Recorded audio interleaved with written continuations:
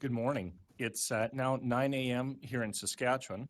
My name is Bill Greuel. I'm CEO of Protein Industries Canada, and I'd like to welcome you to our 2019-2020 Annual General Meeting. While we're all joining virtually today, I would like to acknowledge that for those of us in Regina, the land on which we gather is Treaty 4 and Treaty 6 territory and the traditional homeland of the Cree, Saulteaux, Assiniboine, and Métis. Like the rest of the world, we at Protein Industries Canada have adapted to working virtually. However, this is a new process and new technology for us, so we do ask for your patience today as we make our way through the proceedings. We have worked to bring you what we hope is an informative and exciting session. In addition to our formal AGM, we also have a presentation by some renowned thought leaders on the growth of Canada's agri-food sector and a panel of current project members working with Protein Industries Canada. The entire proceedings will take approximately 2 hours, and we've incorporated a small break. Before we officially start the meeting, we're going to play a very short video to help explain how the software works.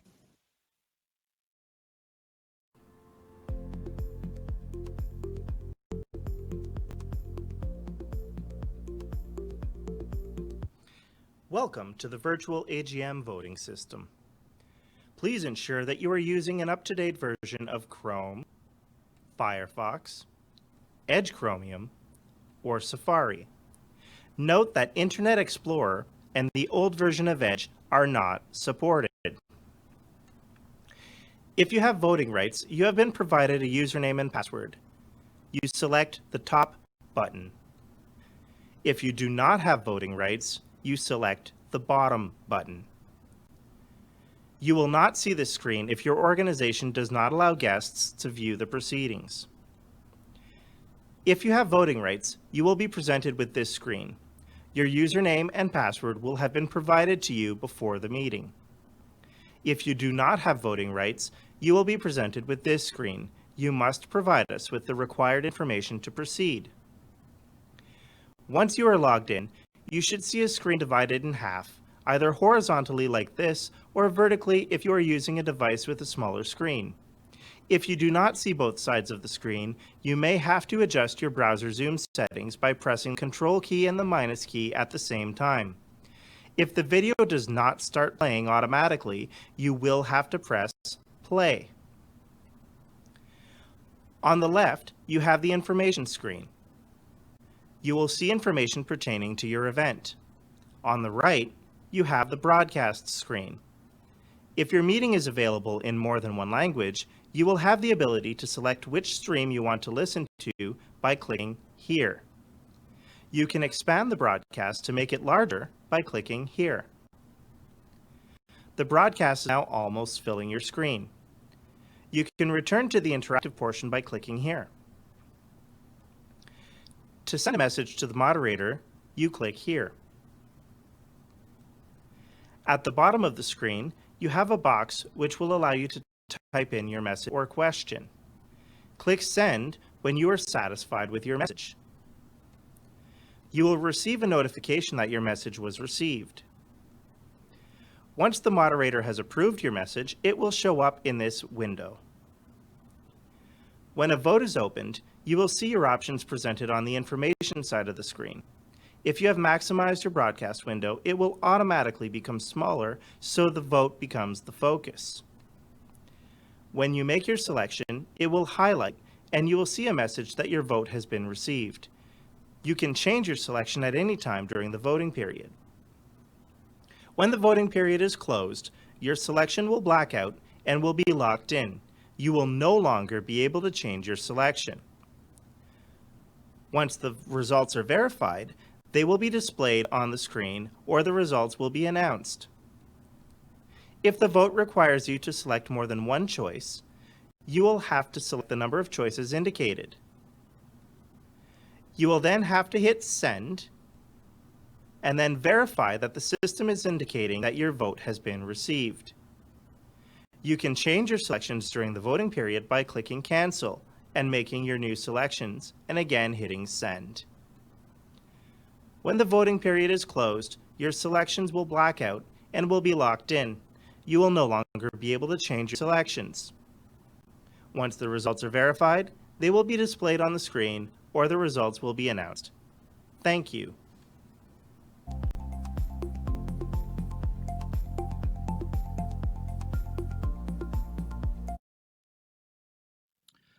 Thank you. We hope that the system is relatively straightforward. Members may submit questions at any time through an online portal, and we will address those at an appropriate time during the agenda. With that, I would like to pass it over to Frank Hart, Chair of the Board of Protein Industries Canada. Thank you. I am Frank Hart and the Chair of Protein Industries Canada. On behalf of the Board of Directors, the staff, welcome all of you to our annual general meeting in this virtual format. I will now officially call the meeting to order. I'm going to provide some opening comments. We will hear from Minister Baines with a short greeting, and we will get through the program. But before I get too far into the program, I'd like to take a moment to just do a test question to make sure we're all comfortable with the functioning of the software. Now, we debated what question to ask, and some people suggested that we should ask you whether you think pineapple belongs on pizza, but that seemed a very divisive question from what I understand about people's views of pineapple on pizza. And so we've changed the question to this. This summer, did you throw a plant-based burger or flexitarian burger on the grill? And the options are yes, I love the plant protein burger, or no, beef still wins for burgers. So I'll give you a moment to vote on that.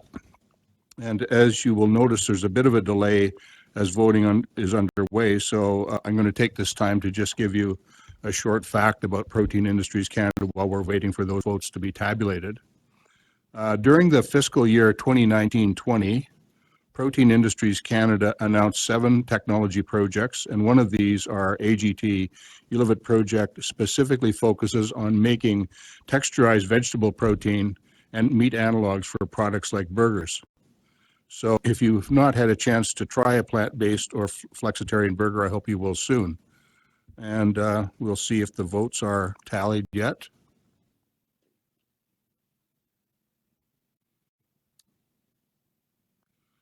Well, it's 60-40 basically. 50% of the people love plant-based protein burgers, and 42% or 43% almost still think beef is the winner. So thank you for playing along. We still have a bit of work to do, Bill, in terms of convincing our own Protein Industries Canada members that plant-based burgers are worthy. Before we go any further, I'd like to play a video greeting from the Honorable Nadeep Baines, Minister responsible for Innovation, Science and Industry. As many of you know, Minister Baines has been a great supporter and champion of Protein Industries Canada and our supercluster, and recognizes the importance of Canada's agri-food sector as a driver of our economy. And we're honored to have him take the time today to, in his busy schedule, to join us with this greeting.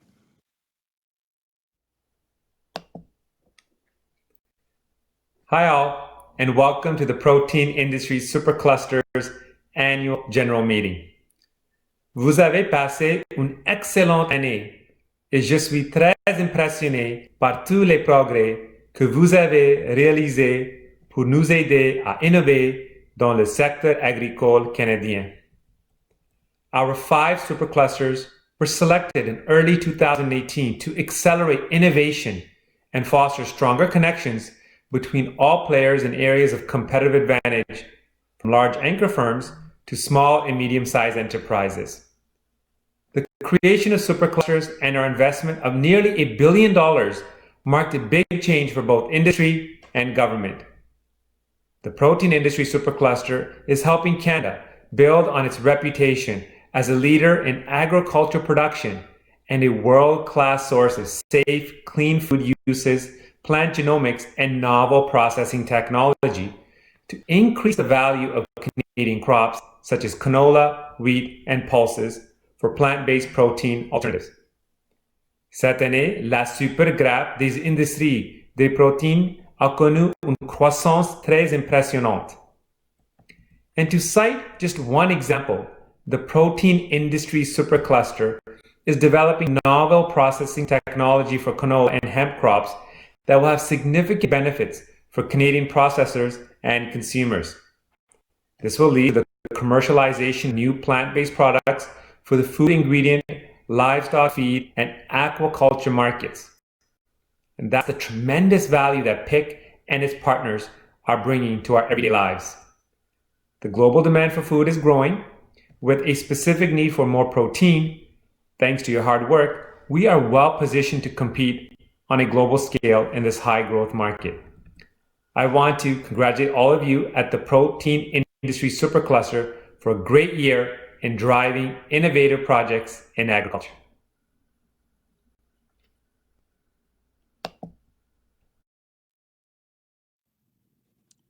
Thank you, Minister, and thanks to all of you who've joined us today. We have more than 250 people registered for today's event, and while it's not the same as all being in a room together, I appreciate you taking the time and interest to be part of Protein Industries Canada Annual General Meeting. We have a robust agenda for the AGM, as Bill noted, and a great program. We expect our AGM will be about an hour, and we will be followed with a number of interesting speakers. So we're going to hear insights from some of Canada's most renowned thought leaders when it comes to our agri-food sector. And we're honored to have had Goldie Hyder, Ian McKay, Michael Hoffert, Deb Stark, and Ryan Rees provide us with their insights on both the opportunities and challenges facing Canada's agri-food sector. We will also hear from current project leads and their experience working with Protein Industries Canada, and how co-investment from the Supercluster has benefited their organization. As chair of Protein Industries Canada, I'm privileged to be involved in one of Canada's most exciting and promising industries, our agri-food sector. This sector, as I think all of us realize, is full of opportunity, and at Protein Industries Canada, we are working to make sure this opportunity is fully realized. Over the past year, we've made significant progress on our technology investments and have formed collaborations with some of Canada's most entrepreneurial and innovative companies. We have 7 active projects in hand by the end of the fiscal. These projects are examples of what we need to fully realize our potential. By doing things differently, that we believe we will grow the sector, build new companies, attract capital, and create jobs, and that certainly is our mission. We have a growth opportunity in front of us like never before. The agri-food sector is resilient, and I have no doubt it will be key to Canada's post-COVID economic recovery. As we noted, supply chains are already being reconfigured as a result of COVID, and therein lies great opportunities for Canada's agri-food sector. The fundamentals that underpin our sector are strong, but there is more that can be done to ensure continued growth and to the benefit of Canada. And as we move ahead, we need a continued focus on science and innovation policy, particularly programs that incent private sector research and bring public and private investment together. We need to continue to collaborate better to utilize our resources, and we need to bring it all together further to establish Canada's global value proposition as a leader in the agri-food industry. I'm very happy with the progress we've made at Protein Industries Canada over the past 2 years. In fact, I think I'd be quite amazed and impressed about how much progress we've actually made in a short period of time. Now, it's been no small feat to build an organization from scratch, and while building a large-scale funding program to support an emerging ecosystem. But I think we've proven that we're up to the task, and we're now having real results. And as an example, the 7 projects that I mentioned are creating more than 560 jobs, 33 new processes, and 21 new patents. Projects are benefiting not only our farmers and businesses, but also Canadians overall and the environment. Momentum is building. The recognition of the importance of Canada's agri-food sector is growing. More people understand this opportunity every day, and it's exciting for people. We have so much more to do to realize the full opportunity. We have to continue to invest, both private and public, and we must all be willing to work differently to increase processing and ingredient and food manufacturing in Canada. We know that even a 20% increase in value-added processing in Canada will add $12 billion more annually to the Canadian economy. And think about that, $12 billion a year of new economic activity in Canada, and I think we can shoot for higher goals than that even. This is something that we can achieve and need to achieve for our economy and for our agri-food sector. And I ask each of you today to join us to work to transform Canada from a commodity powerhouse to a food, feed, and ingredient powerhouse. And that is our goal at the Protein Industries Canada, is to lead that initiative.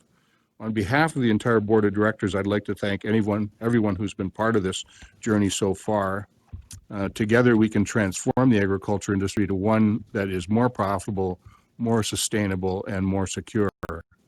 Together, we can establish Canada as the preferred supplier of choice in the world for high-quality plant-based products. Thank you again for joining us today. That concludes my opening remarks, and I'll now turn to the notice of meeting and appointment of our returning officer. The notice of meeting was sent on September 2nd, 2020 to all members via email. The first order of business is the appointment of our returning officer. Our Governance and Nominating Committee has appointed Scott Exner from MLT Aikens LLP as our returning officer. Scott is on the call. He has reviewed the voting platform in advance and is confident that it will allow us to host this meeting according to our bylaws. According to our bylaws, quorum is 10% of our voting members. As Protein Industries Canada currently has 228 members in good standing, we need at least 23 members of Protein Industries Canada registered for the AGM to achieve quorum, and I see we have achieved quorum with 45 votes represented of 49 in attendance so far. So I declare at least 23 members have registered, and therefore quorum has been established, and we have a valid constituted meeting. Thank you. Now turn to approval of the agenda. The agenda was sent in advance of your meeting package and can be found on the platform. If you have any questions or would like to make a change in the agenda, you may let me know by typing into the chat function. This is how we will entertain questions or comments throughout the meeting. If there are no questions or changes to the agenda, I will ask for a motion to approve the agenda. In order to make the motion, please type "I move" into the chat function. It will take I will take the first two names to type in "I move" as first and seconder. A reminder, only those who are members of Protein Industries Canada and have voting rights, as you would have seen in the video at the outset, for the organization may make or second a motion and vote. And so I have a mover and a seconder, Tyler Grunveld, and Masood Rizvi, a seconder. Thank you. Be it resolved that the agenda be approved.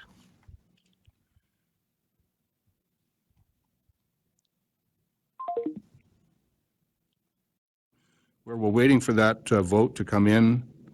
Another fact, during the 2019-20 Protein Industries Canada fiscal year, Protein Industries Canada went on 3 international trips: Germany, the Netherlands, and India. We also had a mission to Japan, Taipei, and Taiwan planned for March that had to be canceled due to COVID-19. We have rescheduled the Japan portion of the mission to a virtual session in January. In addition to the 3 in-person trips, multiple virtual sessions were held. International collaboration continues to be a priority for Protein Industries Canada, and our work to strengthen international partnership and establish Canada's position as a plant proteins superpower and our brand continues apace as we work forward in these unusual times. And poll is still open, so we'll wait. Okay, the poll is closing now. And the agenda is approved unanimously. Thank you. I will now turn to the minutes of the annual general meeting for 2019. The minutes from our annual general meeting from June last year were also sent out in your package. If there are no errors or omissions from the minutes, I will ask for a motion to accept the minutes of Protein Industries Canada 2019 AGM as presented. And as a reminder, please, if you're making the motion, type "I move" into the chat function, and I will again accept the first 2 names. And I'll call for the vote.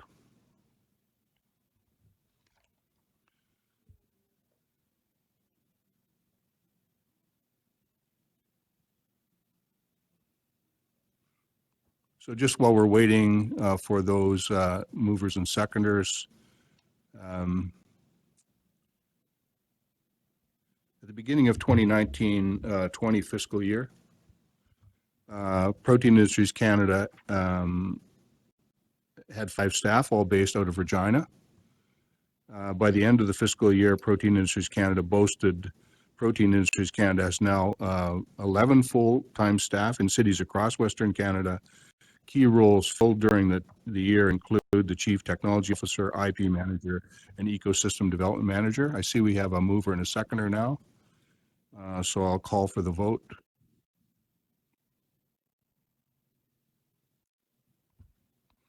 And of course, Bill was using Zoom well before Zoom was cool, I'm told. So because we operate virtually across the country, we've been pretty skilled at this for some time. And so the poll is still open. We'll wait for the votes to come in.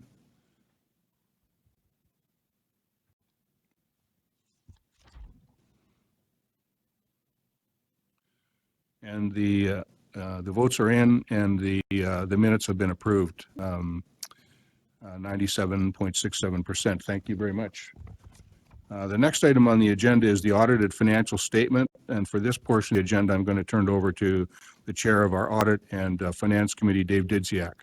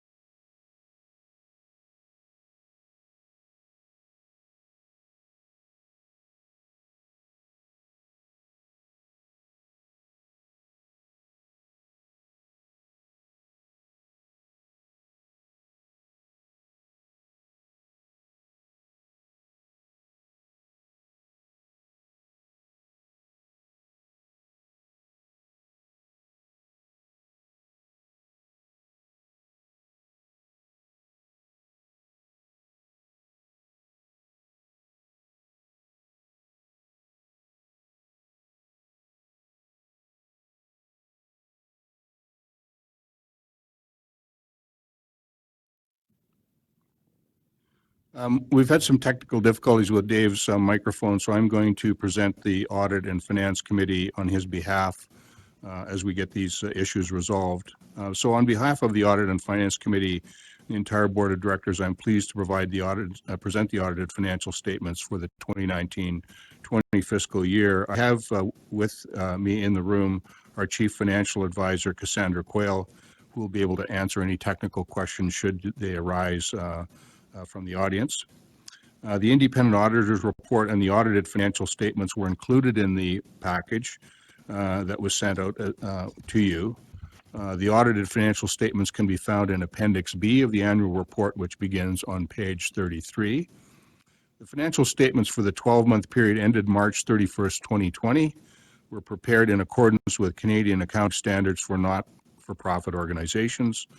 The corporation entered into a funding arrangement with Innovation, Science and Economic Development Canada for the 5-year period ended March 31st, 2023, and we use the deferral method of counting for contributions.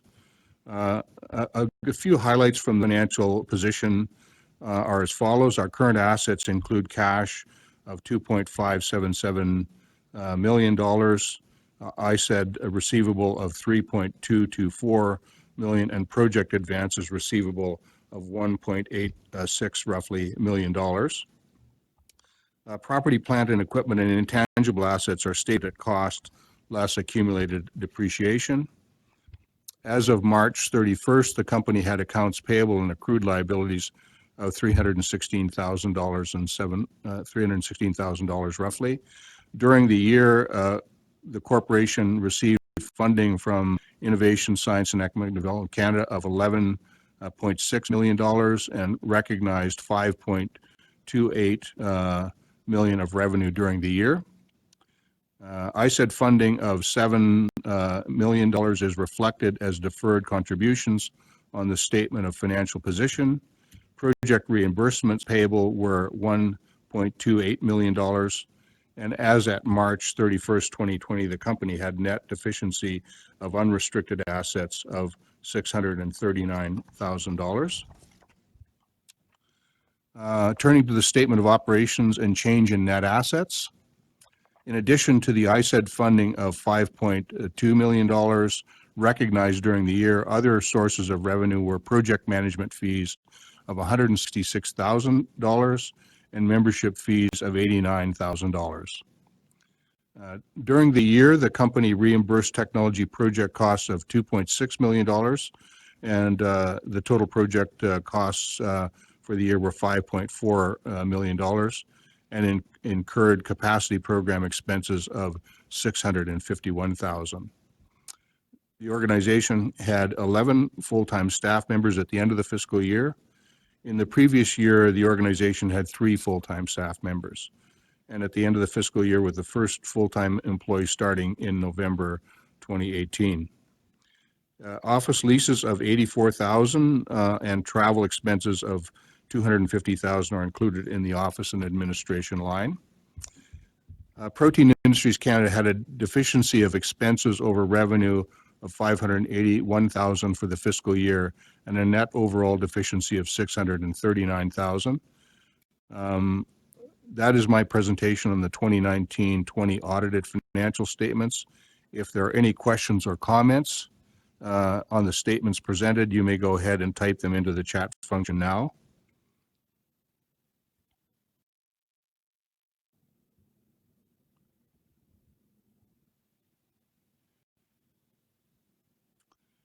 There is no motion necessary for approval, as the audited statements are approved by the board of directors and received by the membership. And I'm not seeing any questions. So we will move to the appointment of auditor. The Audit and Finance Committee is recommending that we remain with KPMG, who has been our auditors since the beginning. Could I please have a motion to appoint KPMG as the auditor of Protein Industries Canada for the 2020-2021 fiscal year? I have a mover and a seconder. Moved by Dan King, seconded by Paul Moquin. Okay. And so we'll call for the vote. And as we wait for the votes to come in, another fact to share with you about Protein Industries Canada. During the 2019-20 fiscal year, Protein Industries Canada spoke at more than 80 industry events across Canada and made more than 100 member-to-member introductions. In fact, a number of projects can be tracked back to an initial introduction by Protein Industries Canada or staff, or to Protein Industries Canada events. So our ecosystem is critical in building these alliances amongst our members on joint innovation projects. And today we continue to focus on making connections between organizations, even in this challenging COVID environment. So we're waiting for the results to come in.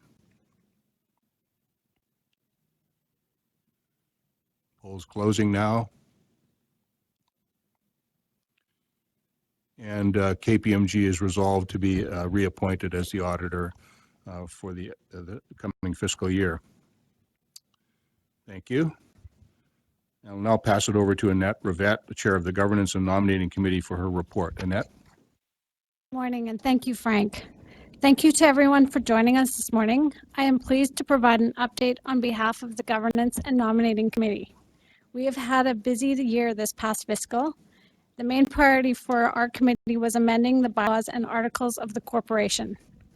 While it may seem odd for a relatively young organization to have to amend these, it was necessary to create consistency in the bylaws and to allow the organization to operate as was intended.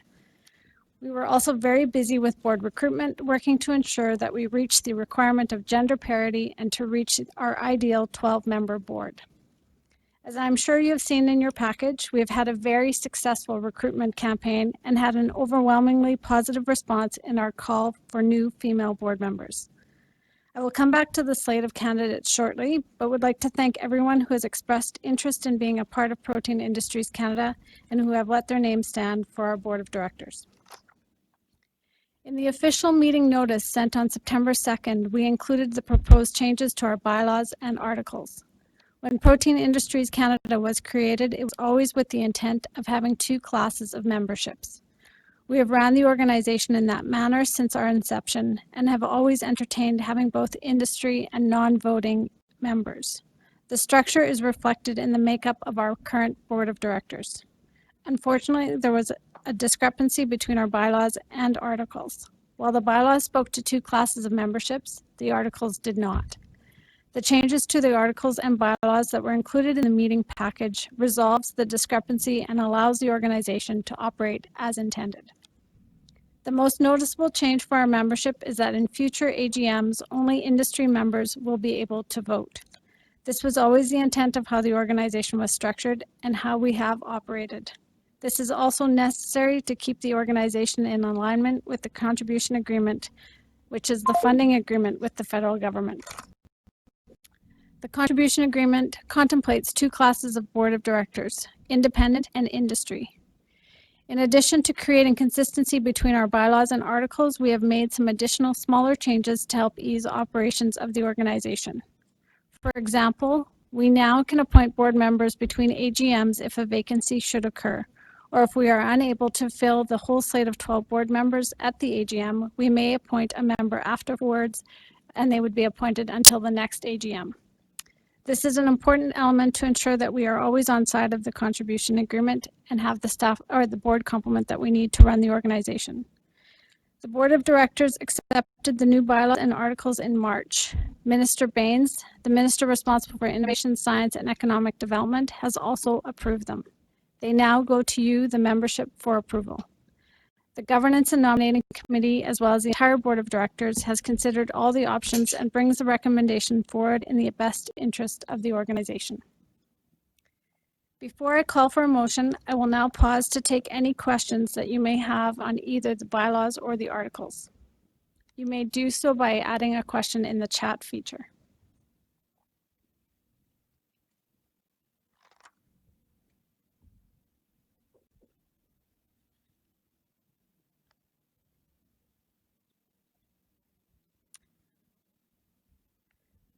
We're not seeing any questions, so I will proceed.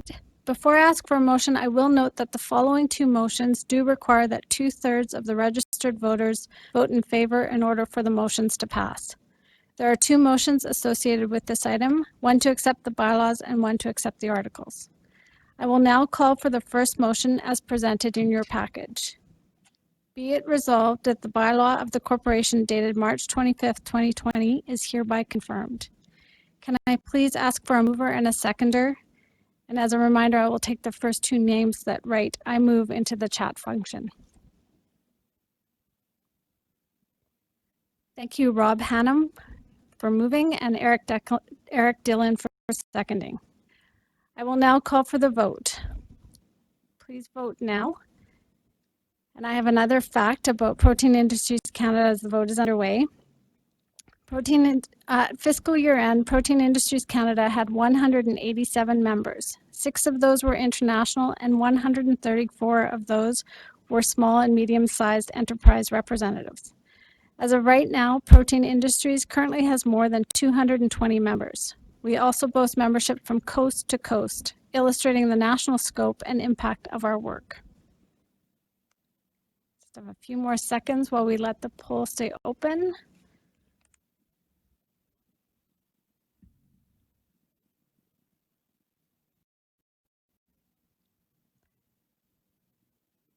The poll is now closed. And I declare that the bylaws have been confirmed by the membership as shown. Thank you, and I will now move on to the second motion. Can I please have a mover and a seconder for the following motion? Be it resolved that the articles of the corporation be amended as contemplated in the proposed articles of amendment identified in the notice for this annual and special meeting of members. I will take the first names that type I move into the chat function. Laura Gustafson has moved, and Karen Churchill is seconding. Thank you. So I will now call for the vote. And while you're voting, I have another fact for you about Protein Industries Canada. During the 2019-20 fiscal year, more than $103 million was invested into Canada's plant protein ecosystem by Protein Industries Canada and consortium members. This is through 7 technology projects. Since the end of the fiscal, we have invested another $60 million through an additional 4 projects, demonstrating continued success. Just give a few more minutes for the vote to come in.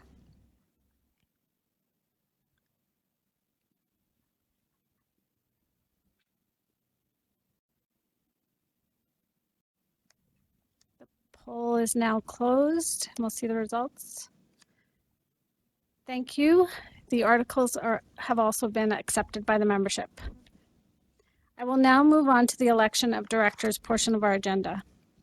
As mentioned previously, we have 2 classes of memberships, independent and industry. According to the contribution agreement, we have a requirement that our board of directors be made up of at least 1/3 independent directors, and that we must also achieve gender parity.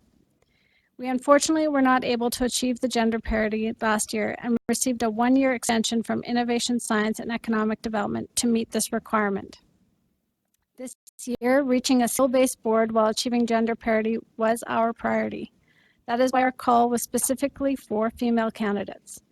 It is also one of the reasons why some changes to our bylaws were necessary, to give us more flexibility to help us fill vacancies to support reaching the requirements of the contribution agreement should it ever be needed. As mentioned previously, we were overwhelmed by the number of talented women interested in being part of our board. I believe this is a testament to the accomplishments of Protein Industries Canada and excitement for our future. I, as well as the entire board of directors, are very eager to welcome 4 new members to our board of directors.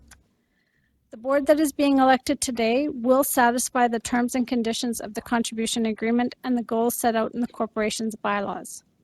In addition to focusing on reaching gender parity, the board of directors once again undertook a skills assessment using a skills matrix.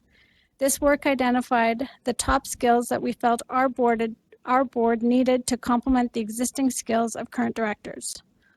Those skills that were featured in the call for nominations included legal background, food processing, and international experience. We also considered geography, as the work for Protein Industries Canada now extends coast to coast and beyond.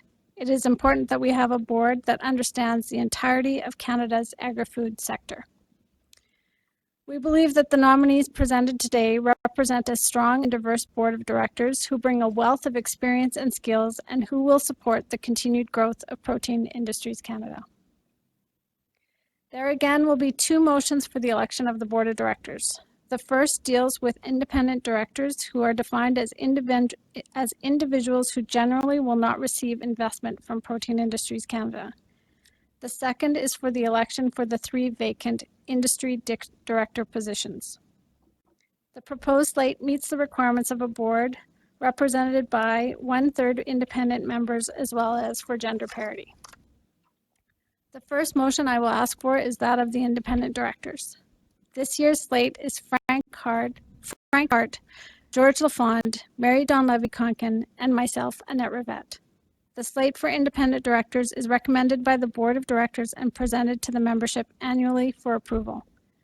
3 of the proposed directors remain from last year, with Ms. Donlevy-Konkin a new addition. The current directors' bios are available on the website. Mary's bio was included in your package. Mary is a lawyer currently practicing with McKercher LLP in Saskatoon, Saskatchewan. As a lawyer, Mary has experience in public advocacy and government relations. She also has government experience as well as extensive board experience. With that, I will call for the motion. Be it resolved that the slate of independent members be appointed to the Board of Directors: Frank Hart, Annette Rivette, George Lafond, and Mary Donlevy-Konkin. And again, I will take the first 2 names in the chat bar as the mover and seconder for this motion.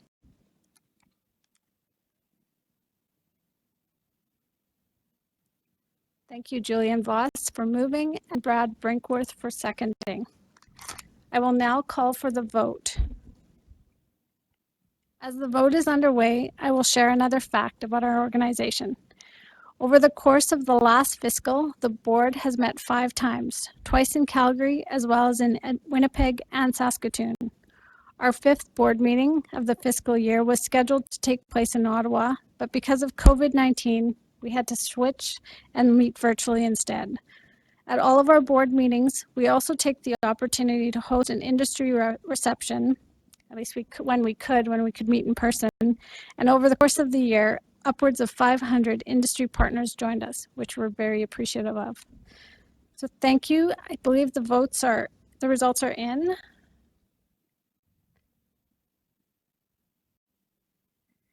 And that motion is passed. Thank you very much. We will now move on to the election of industry members. As noted, we currently have 3 vacant industry positions. The 5 continuing directors have 2 years left on their 3-year terms. We issued a call for new directors in June. The call closed on September 8th. Today, we present for election 14 candidates.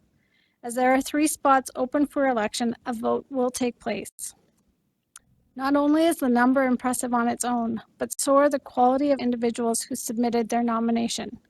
All the candidates bring extensive experience and expertise that would be beneficial to Protein Industries Canada. Thank you to everyone who's letting their name stand for election.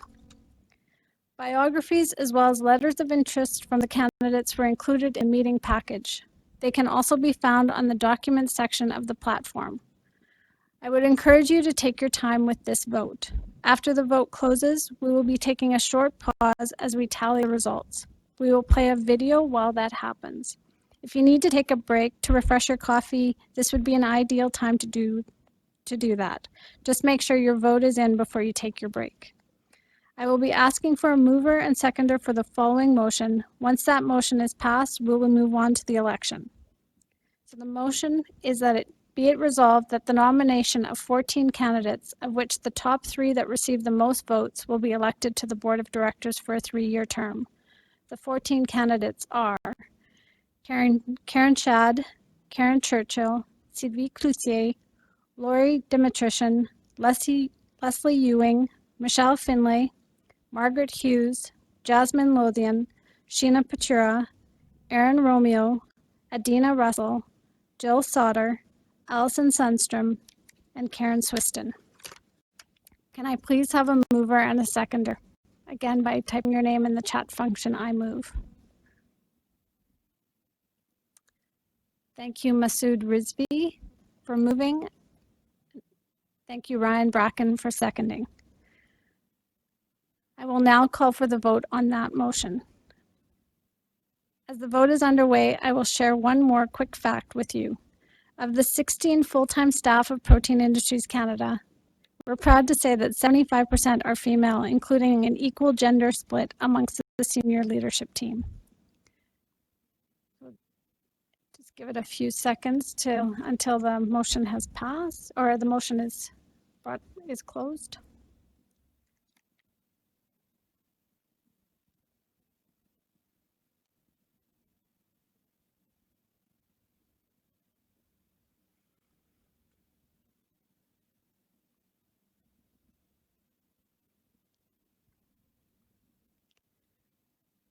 I think I needed a longer fun fact.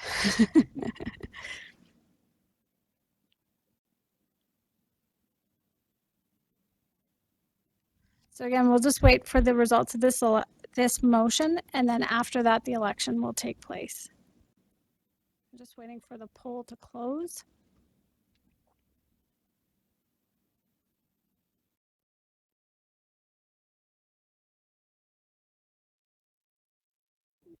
And this is taking a little bit of time for the results to come in, so we'll give it a few more minutes or a few more seconds.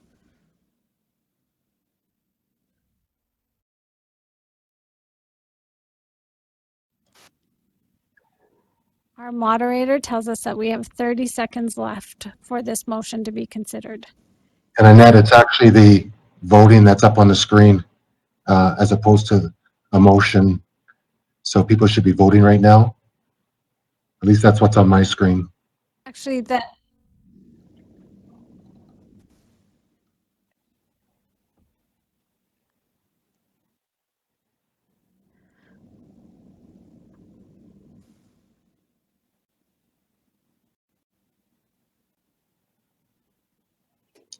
Can we tell how many people voted?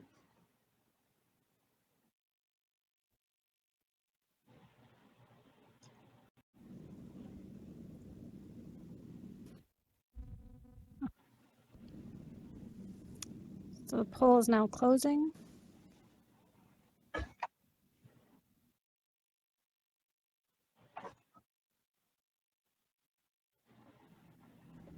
That's the motion we're waiting for. We are waiting for the motion to accept the 14 candidates.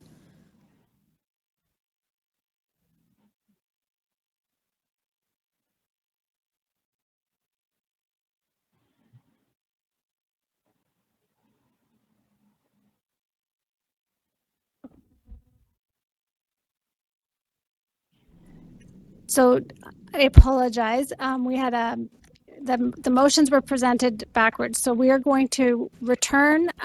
The first motion we need is confirming that the election can take place with the 14 nominees. And so that's going to be published on your screen now. So, and then we will take time to actually do the actual election next. So I apologize for that. So the resolution is that the 14 names that I read out to you and that you see on your screen can be received, and that we will proceed that the 3 with the most votes will be elected to the board of directors. And we had a mover and a seconder for that motion. So I'll please vote on the motion that's on screen.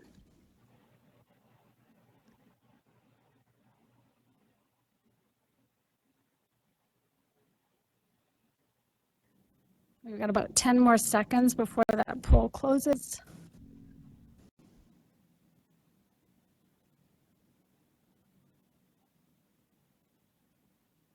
And that poll is now closed.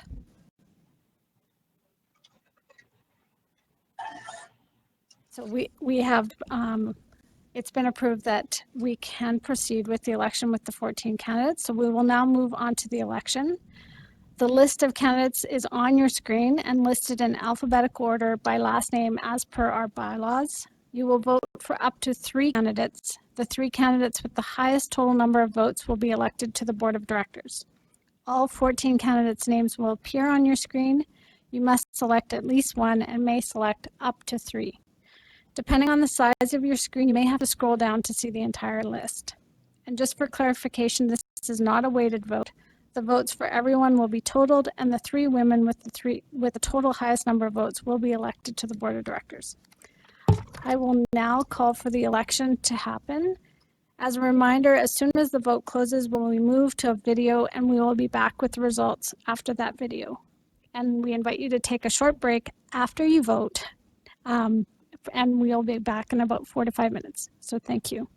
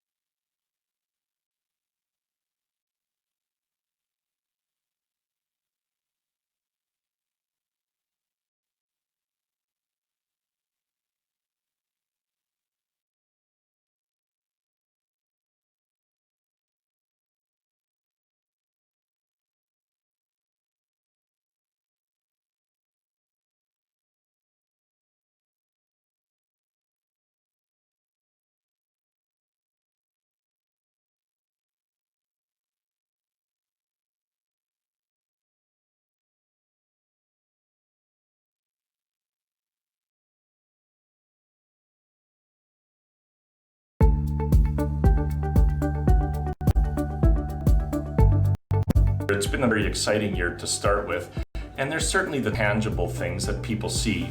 But to me, the biggest accomplishment has been the intangible one, and that is the collaborative nature that we've seen between companies, between private sector companies and academic institutions.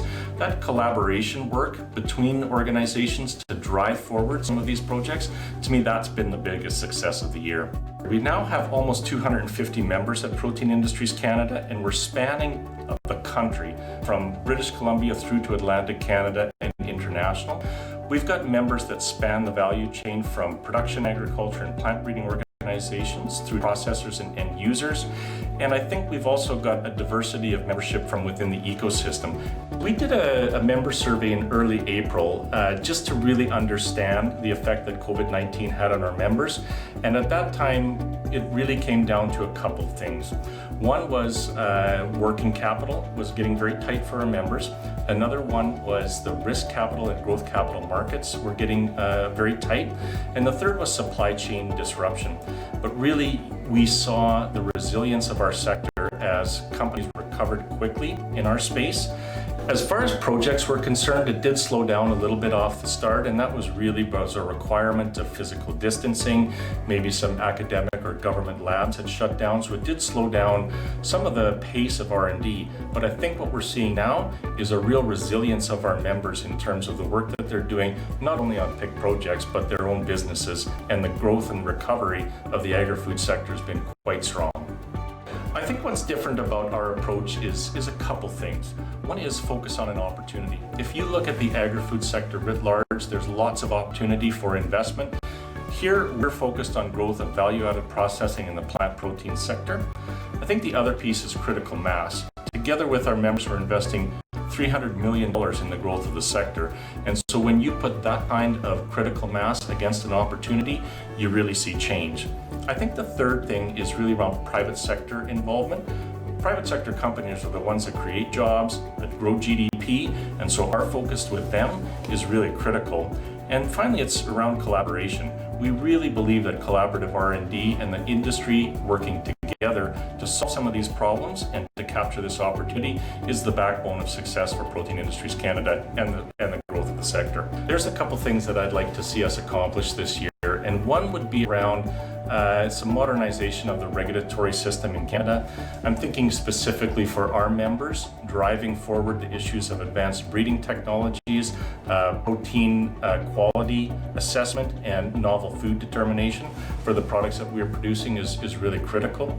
I think also on the data file, thinking about issues related to data ownership, data interoperability, how we're better sharing data across different nodes of the value chain so that we can ensure that we're giving our customers the information about the products that they want and need.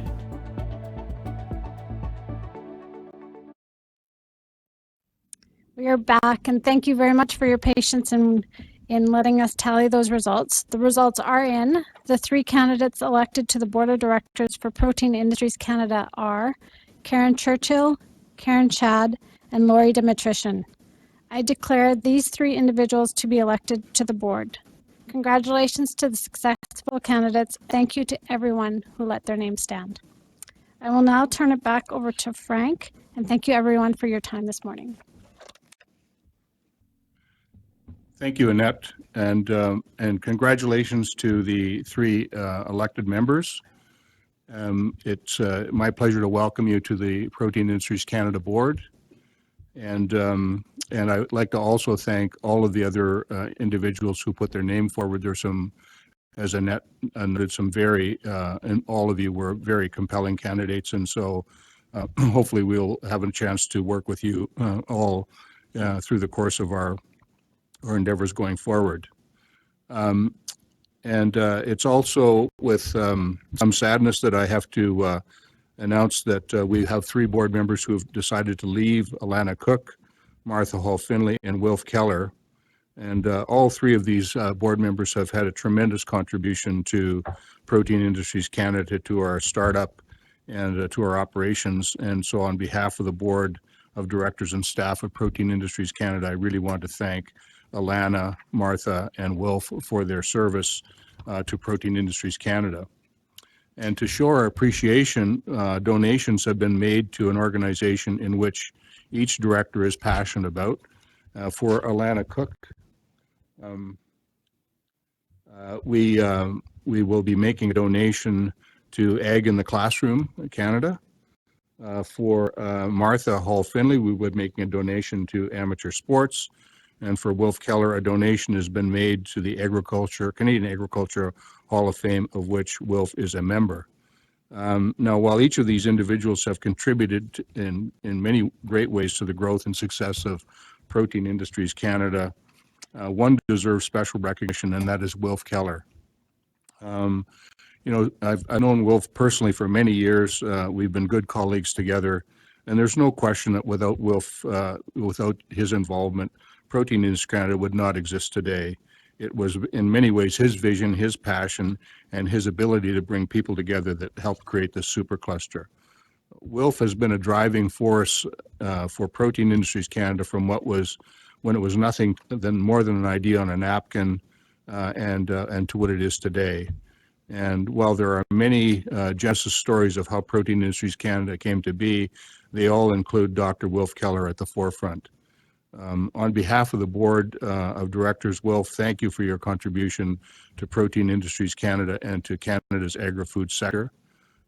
We have had some other individuals who wanted to thank you as well, and I'm going to ask that we play that video to honor Wilf's contribution.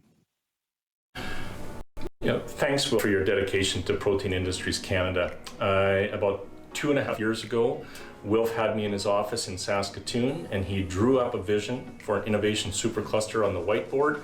And I will say that you've really helped us realize that vision. Thank you so much for the work you did for Protein Industries Canada and for the growth of the sector. To my very good friend, Dr. Wilf Keller, I wanted to acknowledge you and thank you for your support and for your inspirational mentorship for me and for so many others. You are truly an exceptional leader. And the development and the funding of Protein Industries Canada is a testament to your perseverance and to your integrity. Your entrepreneurial skills have won so many admirers, as has your fun-loving spirit. I wanted to thank you, Wilf, again for everything that you have done for both me personally as well as for the agri-food community in Canada. And I wish you all the very, very best. Hi, Wilf. Hey, congratulations on opening up the next chapter in a life of great accomplishment. You know, in the end, it's not the years in your life that count, it's the life within those years. And you've really exemplified that. And I think in the short little time that I've got, I really want to share the story and the role you played in getting PIC going. So I get this phone call one day, and it's Wilf, and he says, "Have you heard about the supercluster idea? You know, we should go get one. Can you get involved? We're gonna need some money though. I'll put in AgWest money first. We need to merge with these Regina guys. You need to meet Frank Hart, good guy. He's somebody we can work with. Let's get some wine and go figure this out." Nobody worked as hard as you did in getting PIC off the ground and getting it running. So our association, you know, the company owes you a great debt in what you did. You've contributed more than people will ever know, and probably even more than you appreciate. So as you know, retirement's not the end of the road, it's the opening up of a brand new highway. Thanks for all that you've done along the way. Thanks for all that you've done for me, for being a great friend, and wish you all the best. See you soon. Hey, Wolf, you know, you're retiring again from another great accomplishment in Protein Industries Canada. Congratulations again on your retirement recently from AgWest. You and I have had a chance to work together in many scenarios before, and we've had these long periods of time in between engagements where we work on something important together. But I have to say, I've always enjoyed the partnership I've come to have with you on many important endeavors, and you've been a great person to work with. I've learned a lot from you. You're an outstanding person who's contributed tremendous amount to the agriculture industry in general, and I know it's been recognized, but I just want to say personally how much it's meant to me to be on that journey with you. So all the best, and hope to stay in touch. Wilf Keller is a visionary and a practical strategic thinker. He envisions Saskatchewan, the prairies, Canada as a giant protein provider for the world. And he worked in collaboration with other industry leaders and government to put a plan together for the protein supercluster. When I was Deputy Minister of Agriculture here in Saskatchewan, I saw firsthand the positive impact that Wilf's focus on innovation, his vision, and his relentless drive had on helping to lead the way for the success of the protein supercluster. Thanks to you, Wilf, for your outstanding leadership.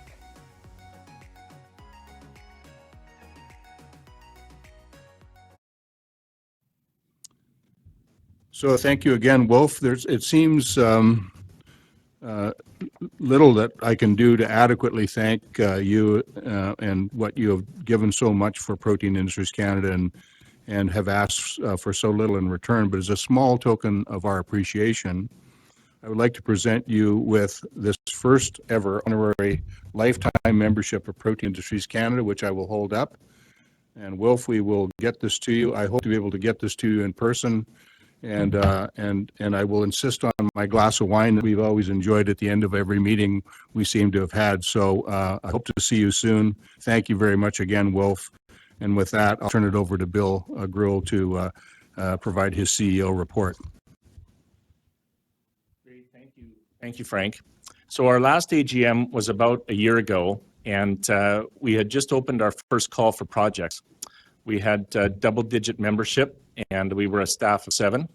Our priorities were meeting the conditions of our contribution agreement and trying to keep our heads above water.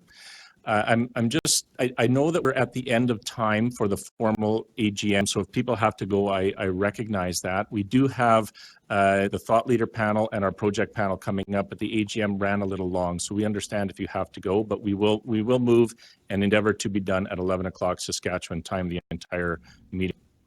So as I was saying, a year ago, things were different, and what a difference a year makes. Today, we have a project portfolio of $209 million, including $129 million invested from our industry partners. We have 228 members from all regions of the country and beyond our borders. We're in full swing with both of our technology and capacity building investments. And most importantly, we're really seeing cluster theory take hold as we satisfy the growing global demand for plant-based ingredients. I will admit, however, that some days we are still trying to keep our heads above water.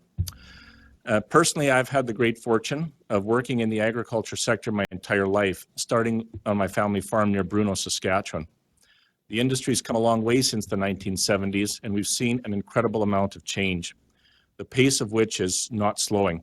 And recent events have clearly demonstrated that industries need to adapt and be nimble. I believe that the innovation supercluster model helped drive adaptation in turbulent times, and I also believe that an innovation supercluster focused on the agri-food sector will be a driving force in Canada's COVID-19 economic recovery. But before I talk more about where I see and where we see Protein Industries Canada going, I think I owe some comments on how we're doing against our current strategic plan. The people behind Protein Industries Canada committed to some very lofty goals, including 4,500 jobs and $4.5 billion of incremental GDP over 10 years. We strongly believe these goals are attainable. However, like most organizations, we were forced to take a detour in mid-March. COVID-19 challenged us, just like it did all of you. Balancing work and family took on new meanings. Many of our co-investment projects slowed due to physical distancing and the full or partial shutdown of government and university labs. As well, some of our members certainly felt the pain of tightening capital markets. But the resiliency of the sector and the people who worked in it soon emerged. Projects are back on track, and we are now starting to see the outcome of our research and co-investments. As of today, at Protein Industries Canada, our co-funded projects are supporting 772 direct jobs, the development of almost 100 new products or services, and 33 unique pieces of intellectual property. And the vast majority of our projects are supporting environmentally sustainable production and processing practices. And recently, we have commissioned a forward-looking economic impact analysis of our investments, the results of which indicate that we are on track to exceed the GDP contribution and job growth targets. The analysis confirms both our investment strategy and the economic opportunity for our sector. We're highly confident that our investments and capacity building work will exceed the expectations envisioned at the start of Protein Industries Canada.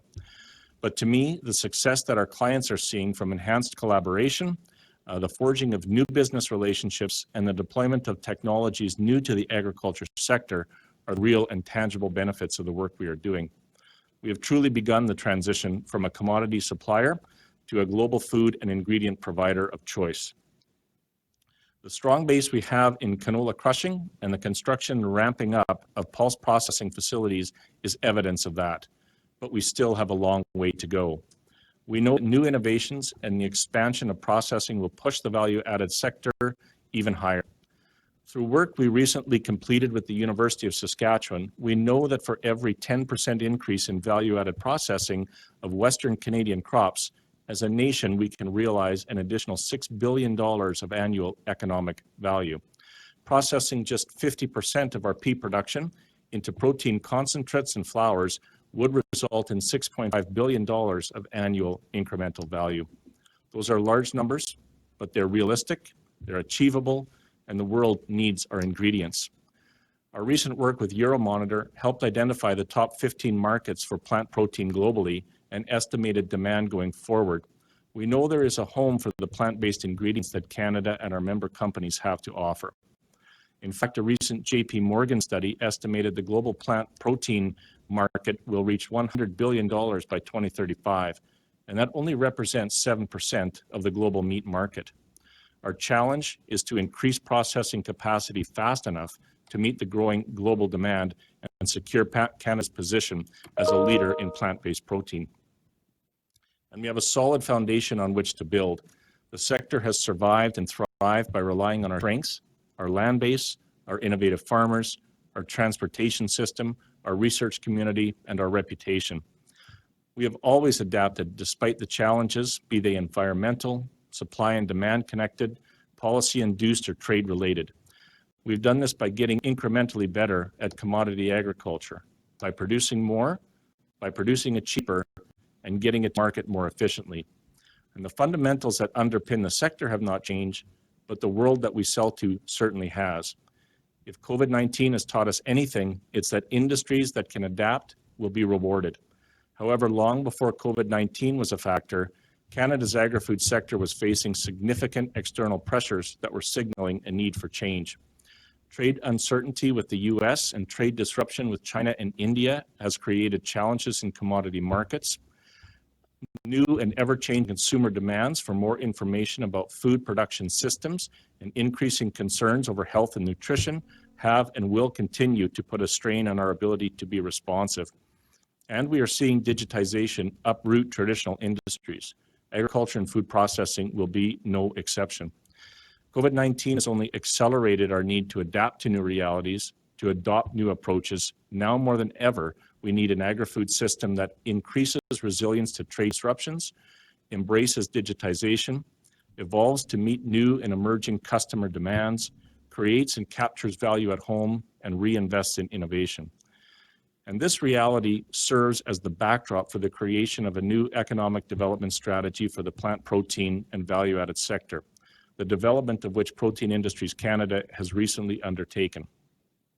It will not, however, be a plan for Protein Industries Canada. We aim to help create a plan for the sector, one that provides a roadmap for Canada to capture a significant portion of global demand for plant-based foods and ingredients. We will involve many of you in the development of this plan, as it will take everyone, from established industry players and entrepreneurs to governments, academic institutions, and the capital community to achieve Canada's value-added and food processing potential. We have learned a considerable amount over the last 24 months as we took our first step toward building an innovation supercluster, and a new plan may take us in a new direction. But that said, today, we know we need to increase investments in science and innovation.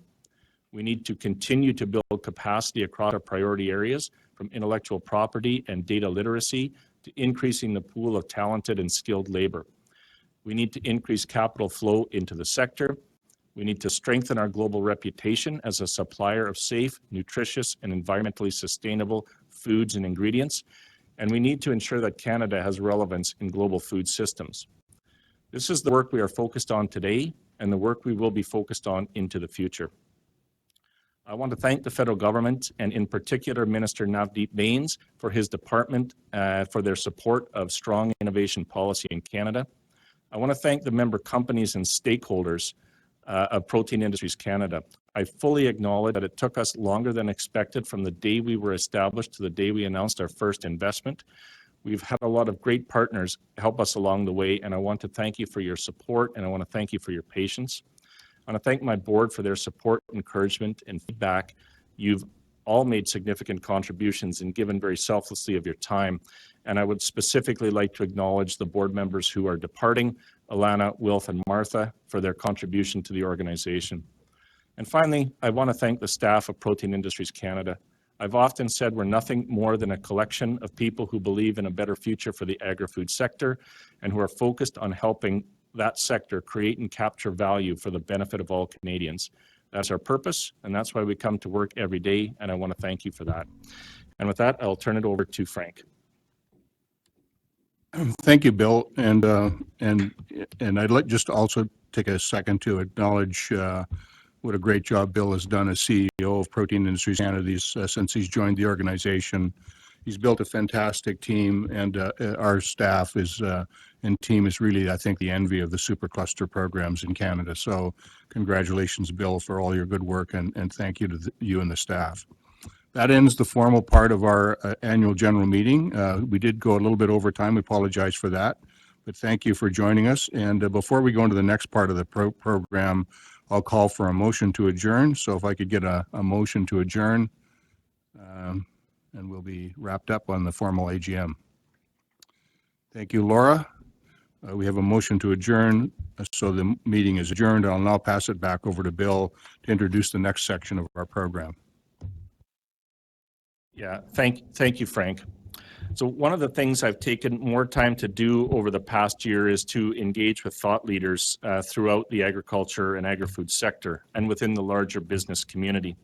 And these conversations have been very key in helping guide my own as well as the larger team's thoughts about the future of Canada's plant protein sector and Protein Industries Canada. They're also hugely beneficial in helping us think about Canada's and Protein Industries Canada's COVID-19 response. So today we've compiled a video of some of the people I've turned to for inspiration and guidance over the last year. We asked them to share their thoughts on a range of topics, from how we responded to COVID to how we attract more capital into the agri-food sector and how we position the sector for growth. Any of these topics could have taken up a whole day's agenda, but for today, we have some top-level thoughts. I'd like to thank Deb Stark, the former Deputy Minister of Ontario Ministry of Agriculture, Goldie Hyder, who's the CEO of the Business Council of Canada, Michael Hoffert, the President and CEO of Farm Credit Canada, Ian McKay, the President and CEO of Invest in Canada, and Ryan Rees, the National Director of Agriculture for RBC, for their time and insights. I hope you enjoy hearing from them as much as I did. And after the video, we will be moving into an interactive discussion with a panel of leaders who are doing great things to help build Canada's plant protein ecosystem. So please stick around and participate in the session. We'll be taking questions from the audience, and I guarantee you'll be inspired by these individuals and what they're doing to help transform Canada's plant protein sector. But for now, let's sit back and hear from some thought leaders in Canada.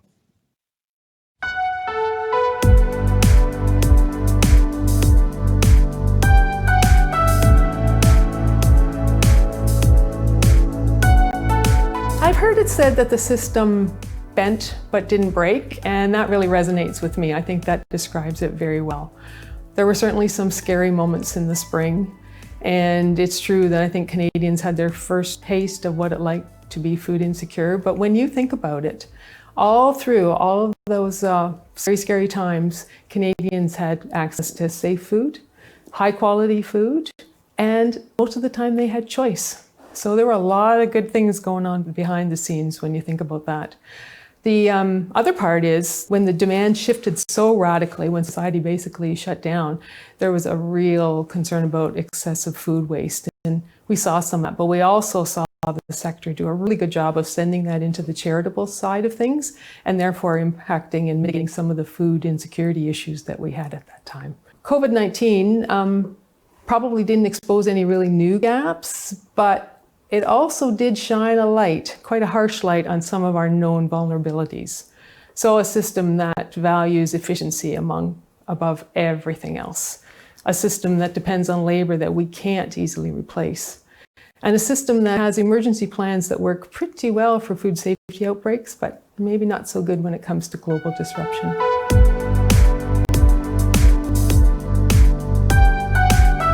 It's really important that we recognize, first of all, the role and the importance of the agri-food sector in and of itself. We tend to be focused at times on, the new things, the digital agenda and so forth. All very important, but let's not forget, we're a natural resources economy and a human resource economy. It's not either or, it's both. So a couple of examples of where we maybe could be going at this point in time is the creation of the National Food Policy Council. That's something the federal government promised last year.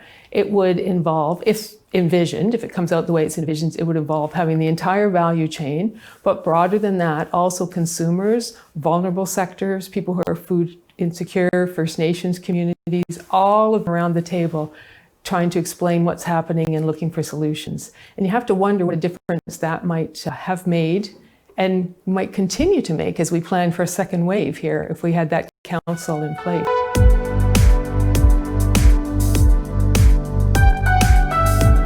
The findings from our RBC Thought Leadership Report entitled Farmer 4.0 really spoke to the opportunities that exist in the agriculture sector in Canada if we're able to close the labor shortage gap that currently exists and that we foresee growing in the future. So really what the key takeaways from that report is that not only is there an actual volume shortage of individuals, but also a skills gap. So we need to attract a diverse set of individuals to the industry with new skills, with diverse thinking, with new creative thought, and really stretch beyond the traditional roles that I think people think of in agriculture. So those more physical labor type roles, and really go into more data analytics, engineering, technician type roles that really the industry requires in order to kind of take that next leap and utilize the technologies that are available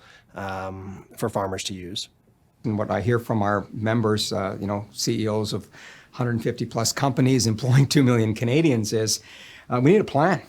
We need to make sure that there's a growth strategy and a plan that brings back jobs, but also takes us to the next level as a country.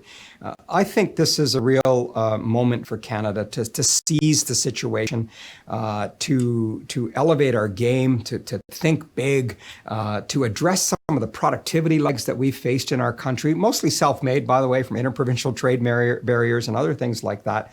We've got to fix those problems now, because if not now, when will we do it? I had the opportunity to visit with a lot of agriculture producers across the country, or at least I did prior to COVID.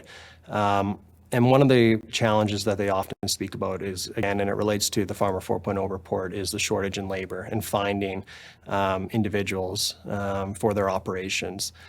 So one of the major challenges, again, is on the labor front, and how can we attract new people into the industry.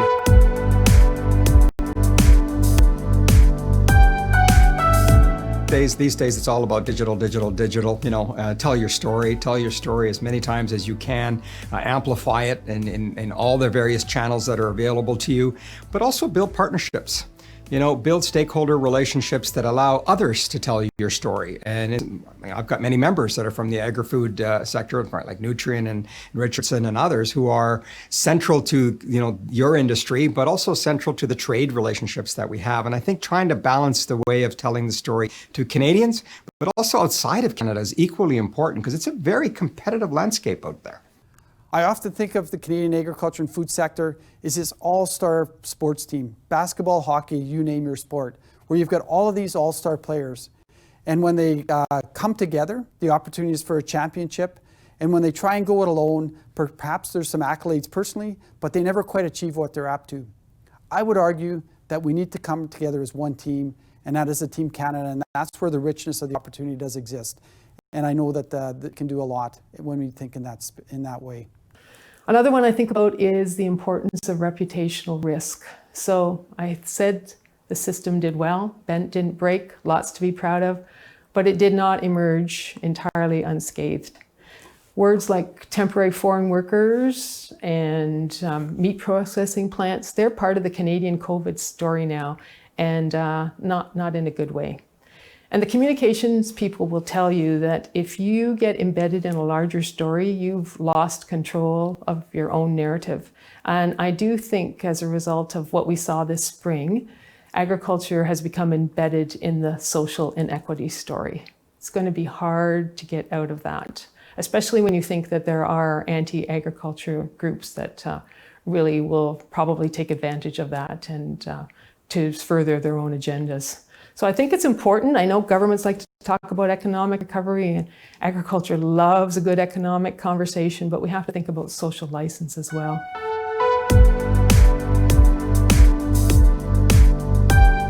Our mandate includes accelerating what we call large-scale and transformative investment projects that are coming to Canada. Early results are good. Over the first 2 years of our existence, FDI in Canada has increased on an average of 38% per year. And I say that in the context of the G7 FDI numbers that have increased on an average of 7% per year. So recently, I think Canada has been well positioned to receive FDI in a world that is quite frankly fraught with political tensions, trade tensions, global disruptions, and they're in search of stability. They're in search of innovation. They're in search of talent and a highly educated workforce. And Canada represents all that and more.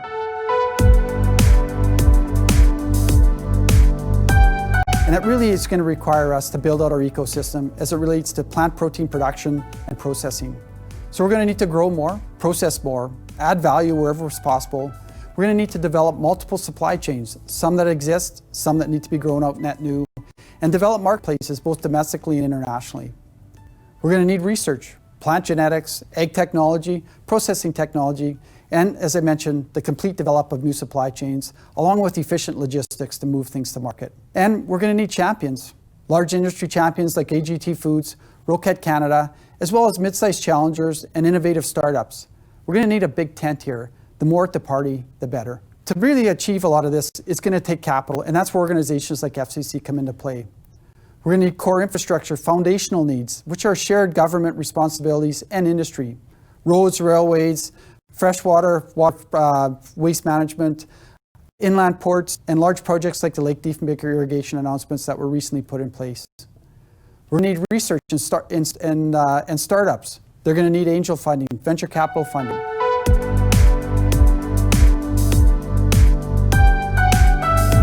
Well, PIC is critical to building out this plant protein ecosystem. Your investment in early stage winning technology solutions, de-risking viable growth opportunities to trigger investments from others, co-investing where it's appropriate in new processing capacity is invaluable. And the analogy I would use is PIC is like that extra power or fuel that a plane needs to get off the ground. Once it takes off, the sky's the limit, but really, it does take kind of that extra push to make things happen. When I was abroad presenting to multinationals, to sovereign wealth funds, to investment communities, we always led with the Supercluster Initiative as a way to introduce Canada and some of its key sectors to the investment community. And I can tell you that they get it. They get the collaboration between researchers, universities, startups, venture capitalists, multinationals, and of course the government of Canada, who has skin in the game. And instinctively, they get the value proposition that Canada is making to them.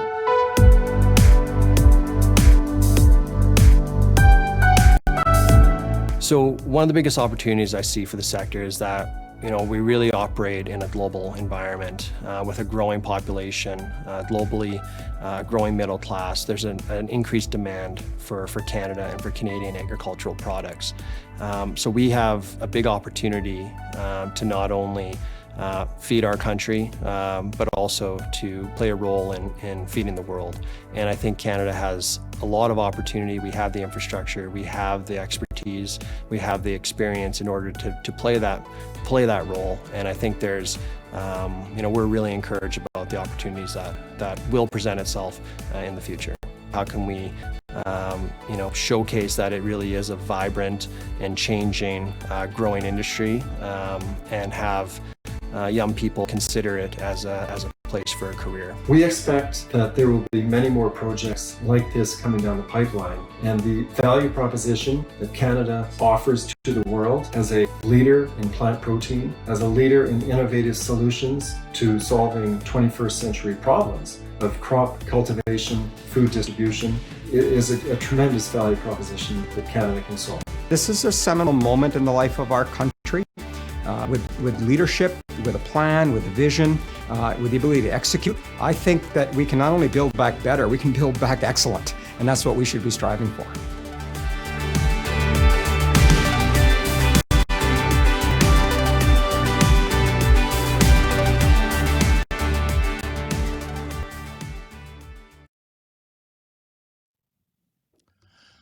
Great, thanks. Thanks again to the thought leaders that kind of set the stage for us. I always love listening to Goldie and all of the thought leaders, but Goldie said it today. We can build and we can rebuild excellent, and the only way we can rebuild excellent is to do a bit of what Mike Hopper said, which is have a big tent and have big companies in the tent. And so I'm pleased to be joined today by 4 of those companies that are making things happen in Protein Industries Canada, and we're very pleased to have this group in the tent. I'm joined today by Eric Westerblom, the co-founder and CEO of Asian Analytics, Ryan Bracken, the co-founder and CEO of Merit Foods, Haley Jeffries, co-founder and CEO of Prairie Fata, and Joachim Bauer, the Director of Product and Process Innovation at Drift Foods, joining us from across Canada today. So I'm going to have the panelists talk for a couple of minutes, introduce their organization and their project, and then we'll go into an interactive discussion.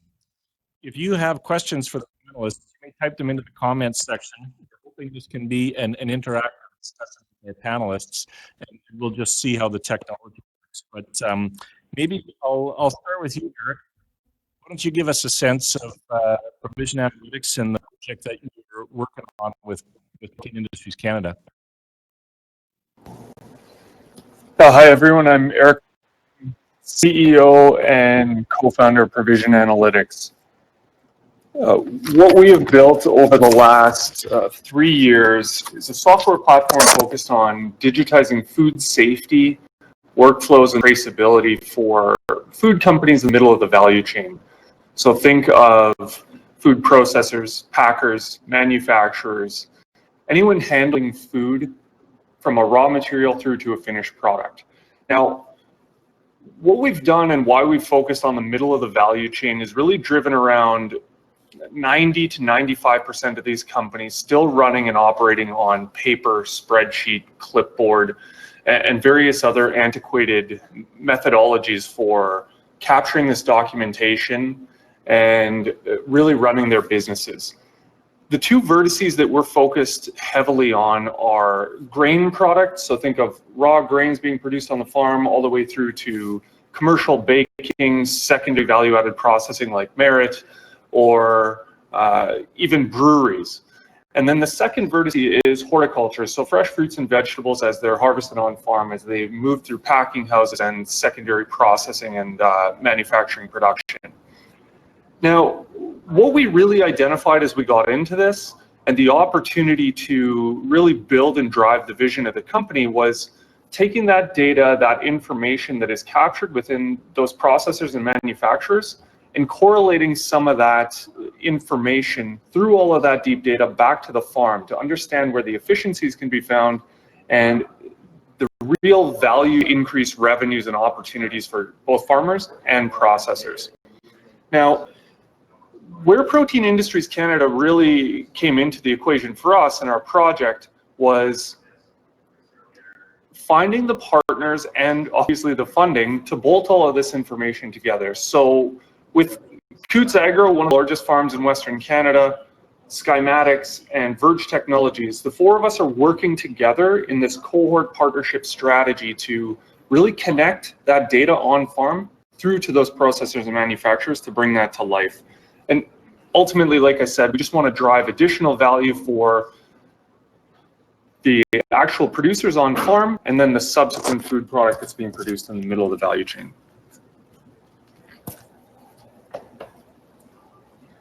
Thanks, Eric, for that background. We'll come back to one of the central themes you talked about, which is partnership, but maybe I'll get Ryan, who I'm guessing is in Winnipeg today, to tell us a little bit about Merit Functional Foods and the work that they're doing.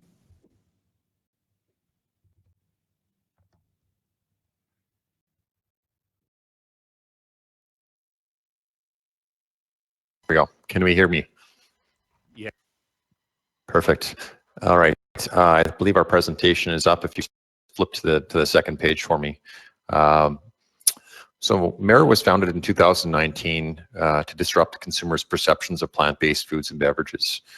We believe that plant-based foods and beverages to date have been challenged in multiple ways. Number one, lack of purity. Number two, nutritional equivalence, their peers, ability for beverages, and most importantly, taste.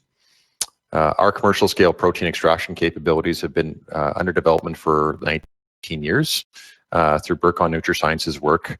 They have now patented well over 200 patents on our underlying technology that is helping protect our differentiated products that are coming to. Next slide.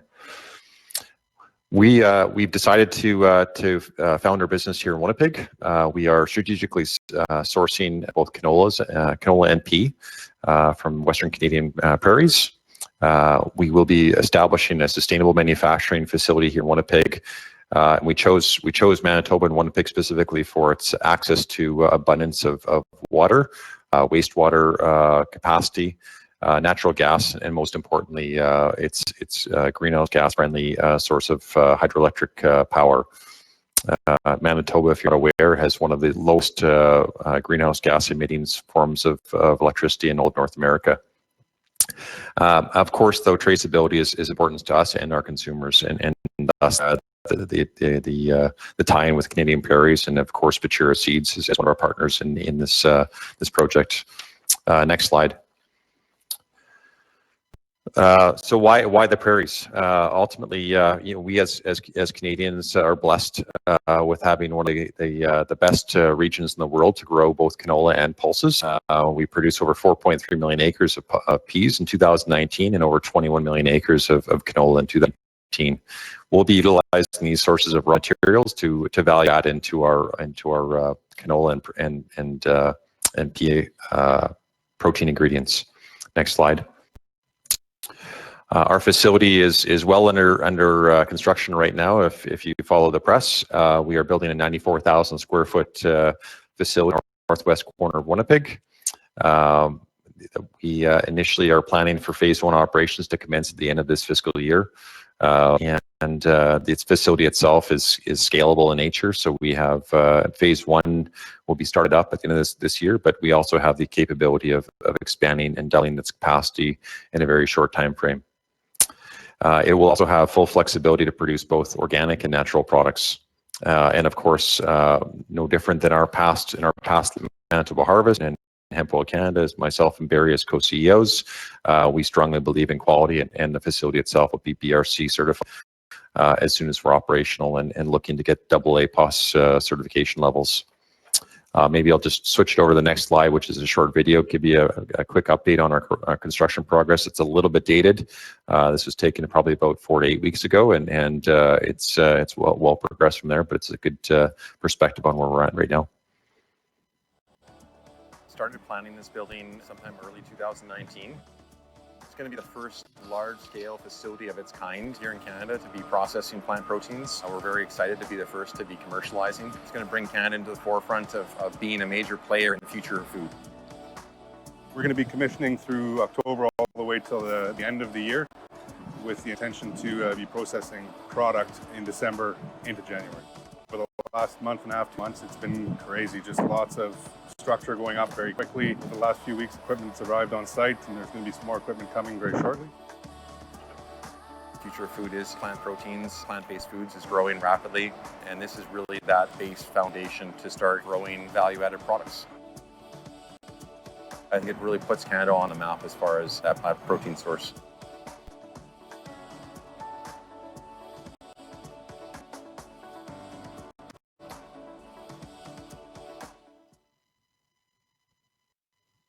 All right, next slide. So a little bit more about what we're doing.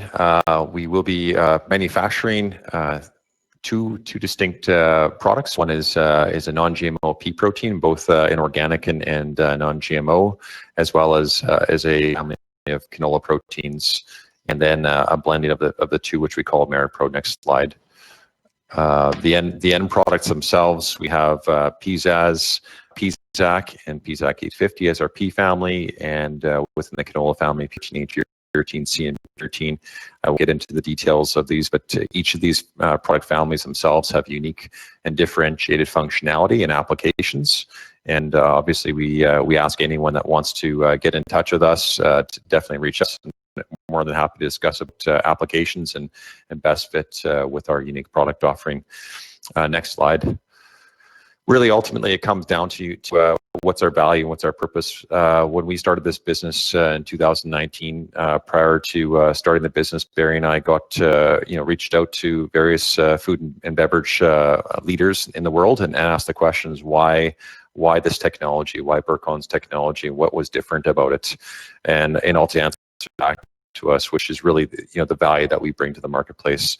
Number one is unmatched purity. We believe our ingredients themselves are some of the most unique and differentiated from a purity perspective. Most of our products that we'll be providing to the marketplace are well over 90% pure. Excellent solubility and enhanced functionality. This is important, obviously, for if you're in the beverage industry and you're looking for something that has high solubility and obviously lacks grittiness and poor mouthfeel.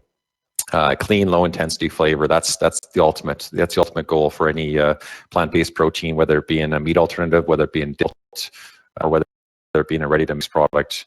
The goal itself is for the protein itself not to have taste and not flavor, and that's what we believe we have we have to offer. Plant-based nutrition, of course, is important, and this notion of complete protein is of course important. And we have a unique offering with our Merit Pro offering that in some cases offers up to a PDCAAS score of 1 for food and beverage companies' fortification needs. And of course, highest quality. Any product being manufactured needs to meet the highest levels of quality, and food and beverage companies themselves care about that, and hence our need for BRC levels of food safety, and which we'll have right from day one. I'm going to leave my quick presentation to a last video here just to kind of show about our partnership with Pure Seeds on the supply side for Merit. We are along the Provincial Road 305, or about 4 miles west of St. Agathe. This will be probably my 7th year growing peas. You can tell consumers now are looking towards different practices. They want more out of their food product. I work with producers across Manitoba to help them make choices, to help them ensure not only profitability and top yield potential, but also ensure a sustainable crop rotation for their generations to come.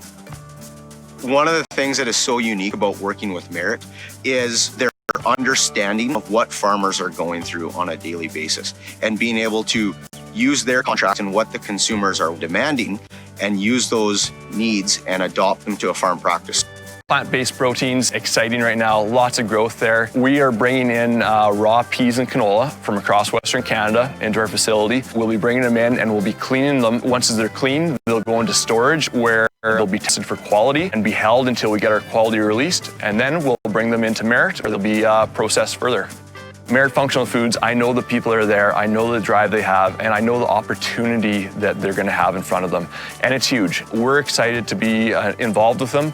I think that as we move forward, there's going to be more growth in the segment, which creates opportunity for growers and farmers all across Western Canada, and at the end of the day, to the consumer. What I see at Merit is a commitment to high quality. What we're trying to do is create long-term relationships with growers, value-added products that are produced in Canada. A fully integrated supply chain is something that's demanded by our customers.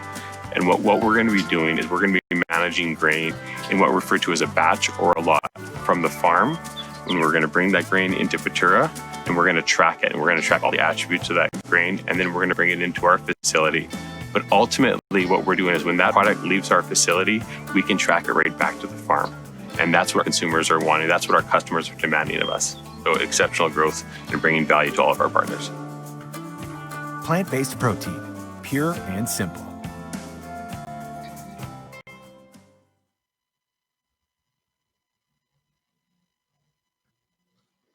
Thanks, Ryan. I was really struck by something you said, which is we were founded to disrupt. I love that language. At Protein Industries Canada, we often talk about wanting to work with trailblazers, and you and your organization certainly been that. Haley, we'll go to you next. I think you're joining us from Glenboro, Manitoba. One of the objectives we have at Protein Industries Canada is helping grow and scale small and medium-sized enterprises. And Prairie Fava is in a really unique position in a R&D project with Roquette Canada. So Haley, why don't you tell us about your organization and the work that you're doing? Hi, everyone. Thanks so much, Bill. Hope you all can hear me okay. Prairie Fava was founded in 2015. My partner, Cale Jeffries, and I moved back to the prairies after living in Ontario for Cale to join his 5th generation family farm and seed business in Glenboro, Manitoba. We both saw a huge opportunity in agriculture. Not long after the move, I decided to leverage my passion for sales and health and look for market opportunities for fava beans, as Cale seed customers struggled to find higher value and consistent markets to sell them to. At Prairie Fava, we are so proud to be vertically integrated business. We have the license to our own variety, DL Rico. We grow fava for seed through our sister business, Jeffrey Seeds. We contract farmers to grow fava. We buy the fava back and we process it. We officially started processing in 2017. We sell whole fava ingredients, from whole fava beans to fava splits to fava flour. Fava is very nutritious and functional and a sustainable ingredient. Prairie Fava is growing the fava bean category in several market segments. Being integrated and specialized in scalable and commercial production, sales and marketing of fava bean ingredients, Prairie Fava is able to secure traceability and control from fava to fork. We are so excited we will be able to have the partnership with Roquette with the support from Protein Industry Canada. The project will allow us to increase fava dehulling capacity, optimize processing parameters, and reduce cost of production while improving quality. Protein Industry Canada funding also allows us the development of new fava ingredients and products for consumers and the food industry. We are very appreciative of this funding and the opportunities that the partnership with Roquette Canada and Protein Industry Canada provides. Thank you. Thanks, Haley. It's good to see people always coming back to the prairies and seeing market needs and going after it to help us build out this ecosystem. So thank you for that. Joachim, you're joining us from Ontario today. Kind of a little different than Prairie Fava. Griffith Foods, very well established, long-term company operating in the space. So why don't you tell us a bit about your backstory of Griffith Foods and the work that you're doing?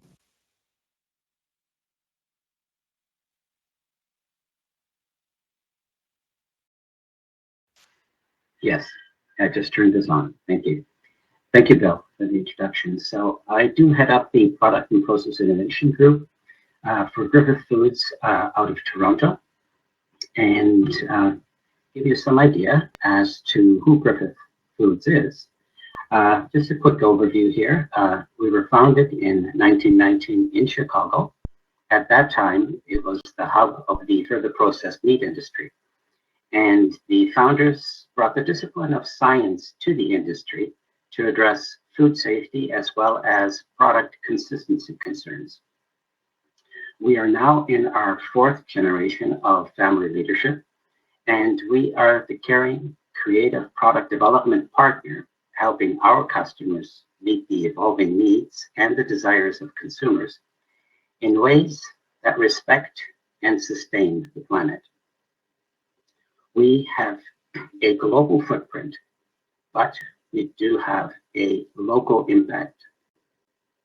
We are operating in the Americas, Europe, and Asia Pacific, as well as joint ventures in Africa, Indonesia, the Philippines, and Australia. Our global team is some 3,500 strong. Griffith Foods is a B2B company providing customized ingredients and solutions to assist our customers in delighting the consumer with products that are tasty, healthy, and sustainable. And we do this by delivering food science innovation, commercializing technologies, and assisting with processor application and manufacturing, performing market research and delivering consumer insights, and creating culinary concepts and gold standards. Our ingredient lineup includes seasonings and binders for the further processed protein segment, sauces, gravies, glazes, and marinades, batters and breadings, flavors and bases, seasonings for snacks, and ingredients for the delivery of safe foods to the marketplace. Griffith Foods is renowned for true collaborative innovation and care. We're committed to helping out customers create better products and a better, more sustainable world. We blend care and creativity to nourish the world, and we do this through an expanding ecosystem. Our global partnerships strengthen our expertise and open the doors to exciting opportunities of creating better together. A little summary as to the project itself. We're calling this project Sustenance, and it's a play on sustenance, and it refers to sustainable plant protein nourishment. It is a 3-year project that is being supported by Protein Industry Canada and the Super Cluster. Our main consortium partners are Pristine Gourmet. They crush their homegrown oil seeds to deliver high-end oils to the market, and K2 milling, a specialty miller that is capable of converting this co-product stream into flour consistency for our conversion into value-added, functional, and nutritious ingredients for further processing. We have linked into the NRC for their analytical expertise in guiding our nutritional targets, and we are utilizing extrusion centers of excellence to assist with processing our formulations into textured prototypes for further application testing and then scale up. Additional plant protein supply connections are being made through Proteins Industry Canada introductions and Supercluster. So the scope of this project is to provide the further processed meat industry with functional textured plant protein blends that are able to be utilized within the existing process infrastructure and flow.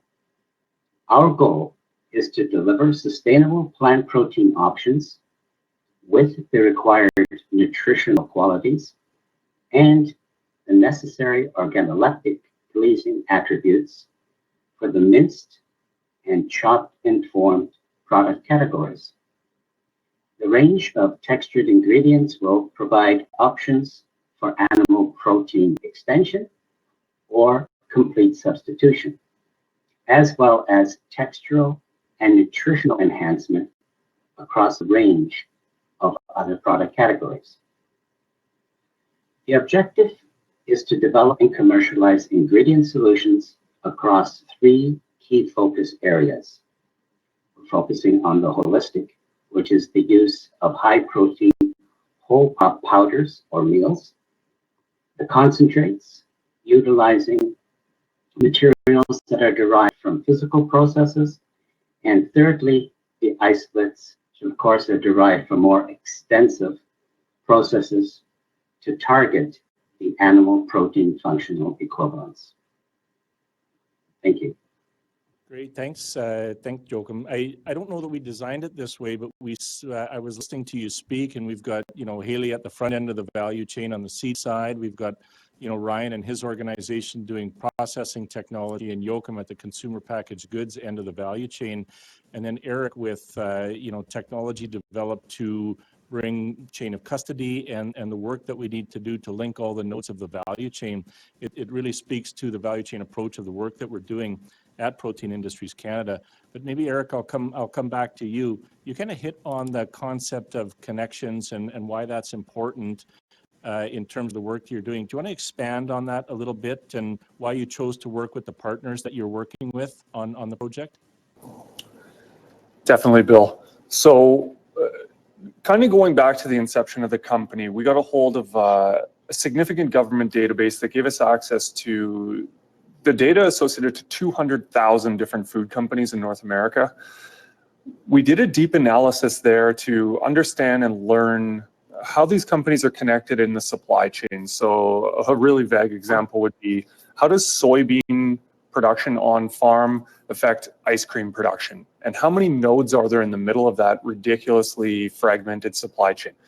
As we dove into that and really started to break out that information, we got a really sound understanding that the majority of the food ecosystem, regardless of product category, is extremely fragmented to the point where 94% of companies have less than 100 employees.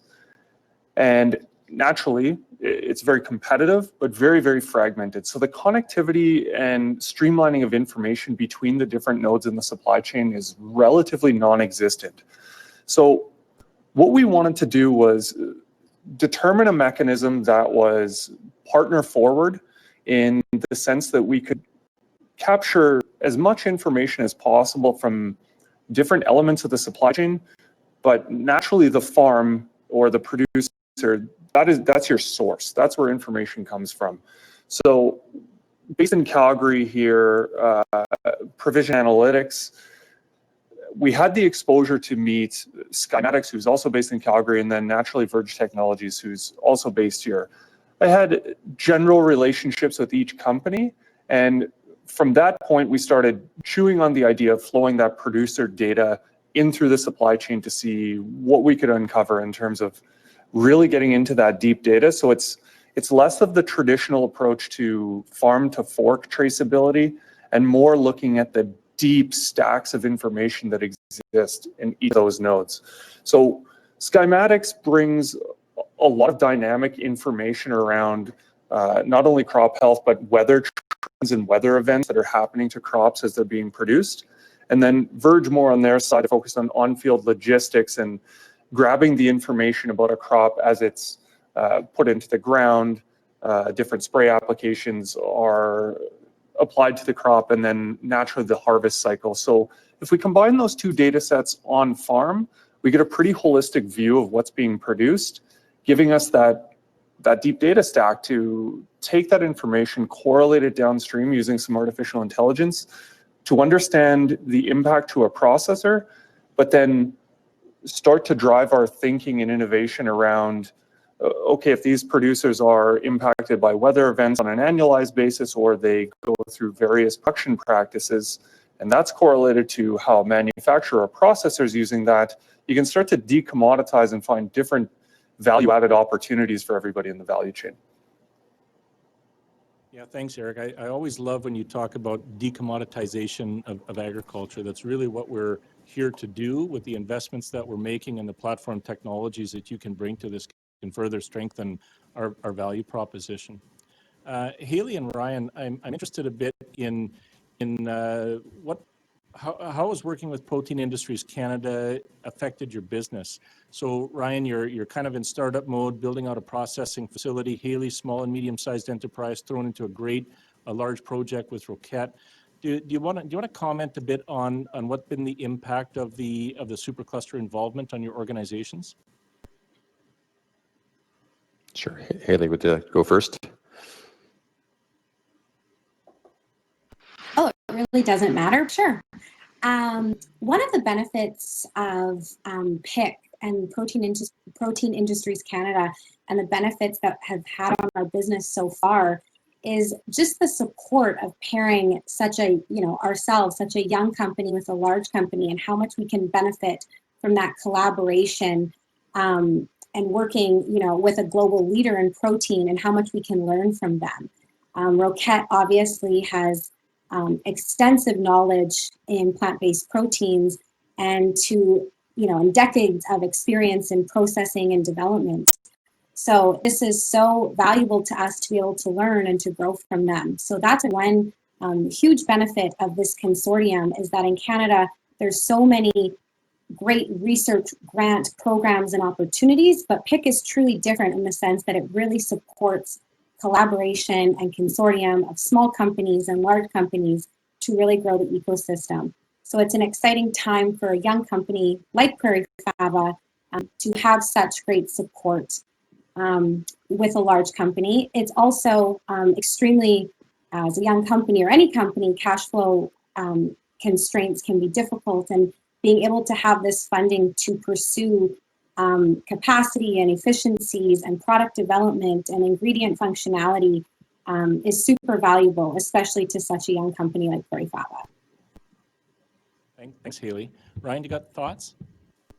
Yeah, for sure. I think, as you're aware, Bill, we're a startup organization founded by a few individuals who came from the hemp industry, both, coming from the plant-based space to grow more plant-based, which is great. Little did we know when we got involved and started this business a year and a half ago that the capital intensivity of this project was going to be as high as it is. And that's a serious watch out for anyone that wants to grow all things plant-based. I think when you get into the processing side of it, it's highly capital intensive. And I very much appreciate ISED and Protein Industry Canada for being formed as a super cluster to really focus on building plant-based. I think there's a significant need for ecosystem development, for supply chain development, but it all comes down to also just simply processing, right? And in our case, being one of two large processors that are starting up here in Manitoba, in this space. As you can tell, the budgets for both these projects are relatively large. And the support that Protein Industry Canada is able to provide us and our partners, I think, is invaluable. And furthermore, beyond just the support itself, I think the heightening and awareness that plant-based is the future for Canada and should be the future for Canada has obviously supported, further support in the form of debt financing, Credit Canada, as well as EDC in our project, as well as you can tell, most with the minority interest from Bunge, which has been obviously very much supported our project in getting us to the final state of commercialization, which is anticipated for the end of December.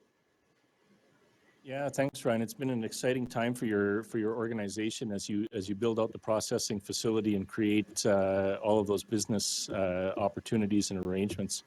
You know, Joachim, you're kind of at the other end of the stage, right? You've got 90 years of history in Canada.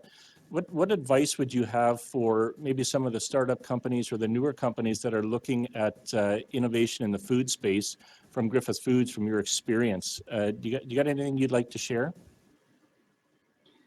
Well, certainly based on our experience on the application itself and the idea that we had in mind with respect to the plant protein space, the recommendation is for any company really send in that project application and let the team guide you.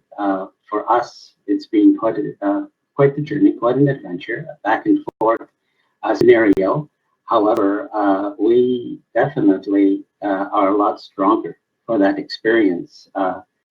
Be prepared for many questions and a lot of dotting of I's and crossing of T's.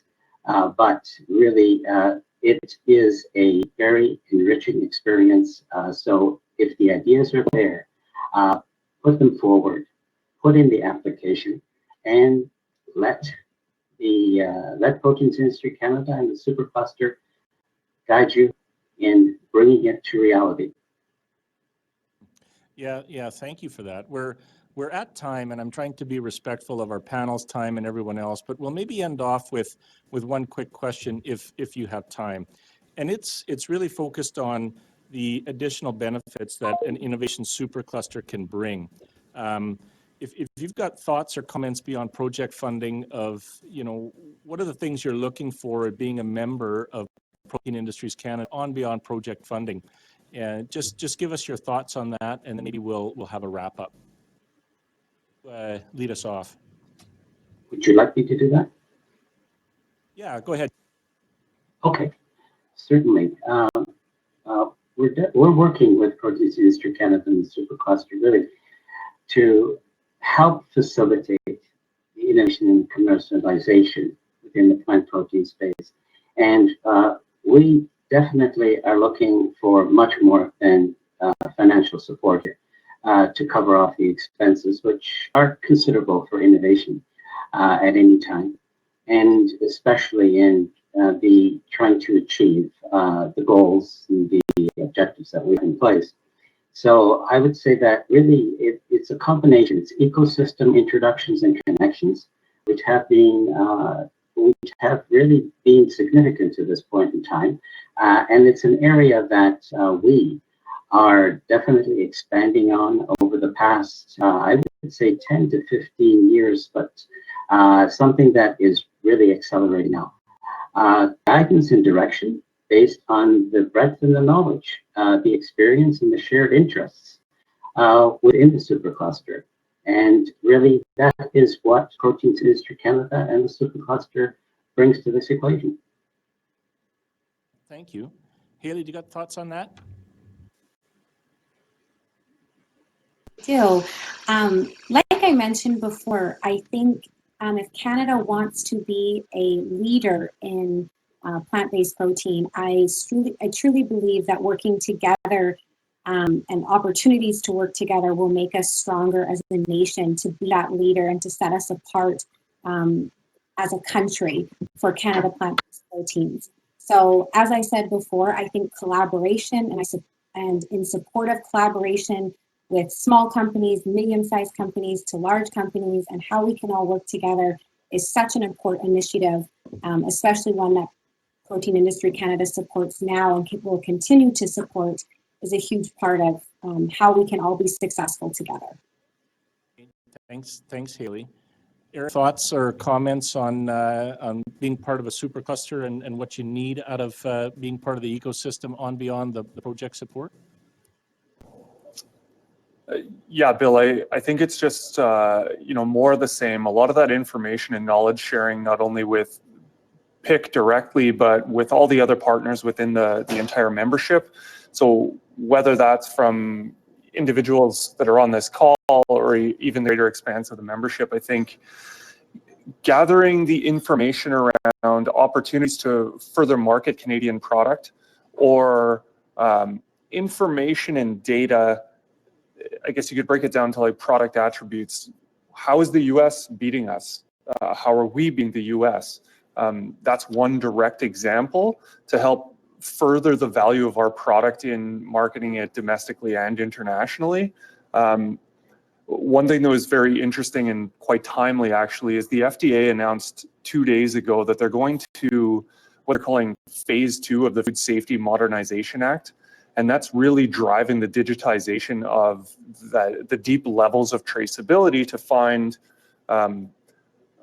all of the, I guess you could say, data correlations or those value-added attributes about different food product as it moves through their food system. Naturally, that's going to cascade on the Canadian market. And I think just facilitating that communication between partners and driving the connectivity and transparency of who's out there and who's involved in Protein Industries Canada and how can we all work together. Great, thanks, Eric. Ryan, maybe last comment to you on what you need and want out of being a member of the plant protein ecosystem in Canada beyond the project funding. Yeah, absolutely. I think the partnerships to date have been great. I think the Protein Industry Canada team itself, creating the network and establishing connections, both nationally here within Canada as well as international connectivity, I think has been great. We've you mentioned earlier, I believe, Bill, over 200 connects, and I think I swear we probably got about 100 of them from you guys as far as connections internationally. So we appreciate that. Keep bringing them on. Our team is more than willing to talk and establish those connections. I know that one area that definitely would be a big support for us individually here, is just speak for ourselves, is this whole idea of novel protein status.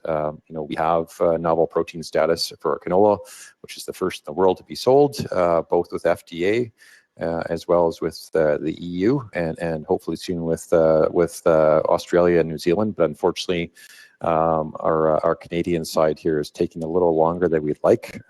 So, hopefully if I'm up on this pedestal today, if anyone's listening from Health Canada, we have a submission out there. We'd love it to not be a 6-month process, but maybe a month or 2-month process, because we have customers that want to start selling our proteins in Canada, but without Health Canada support, we can't do that. So any assistance there on that side would very much be appreciated. Hey, Ryan, I appreciate that. I rarely take the opportunity when I have a mic to say that we have to have a regulatory system in Canada that keeps up with the pace of innovation. So thanks for reminding me of that. Yeah, I want to thank our panelists today, Haley, Eric, Joachim, and Ryan. I know you're all incredibly busy running successful businesses. I'm so glad that we could be a small part of the success that you're going to enjoy as we kind of work to build out Canada's plant protein ecosystem. And I'd like to again thank my board today. I think this ends the formal portion of our day. Thanks to everyone who stuck it out, attended our annual general meeting, heard our thought leaders, and really the project proponents who are helping build out this system in Canada. The opportunity ahead of us is incredible, and I'm very proud to be working in a sector with innovative organizations that see it the way we do at Protein Industries Canada. So thank you very much. Have a great day, and please stay safe in these interesting times. Thank you, Bill. Thanks, Bill. Thanks, everyone.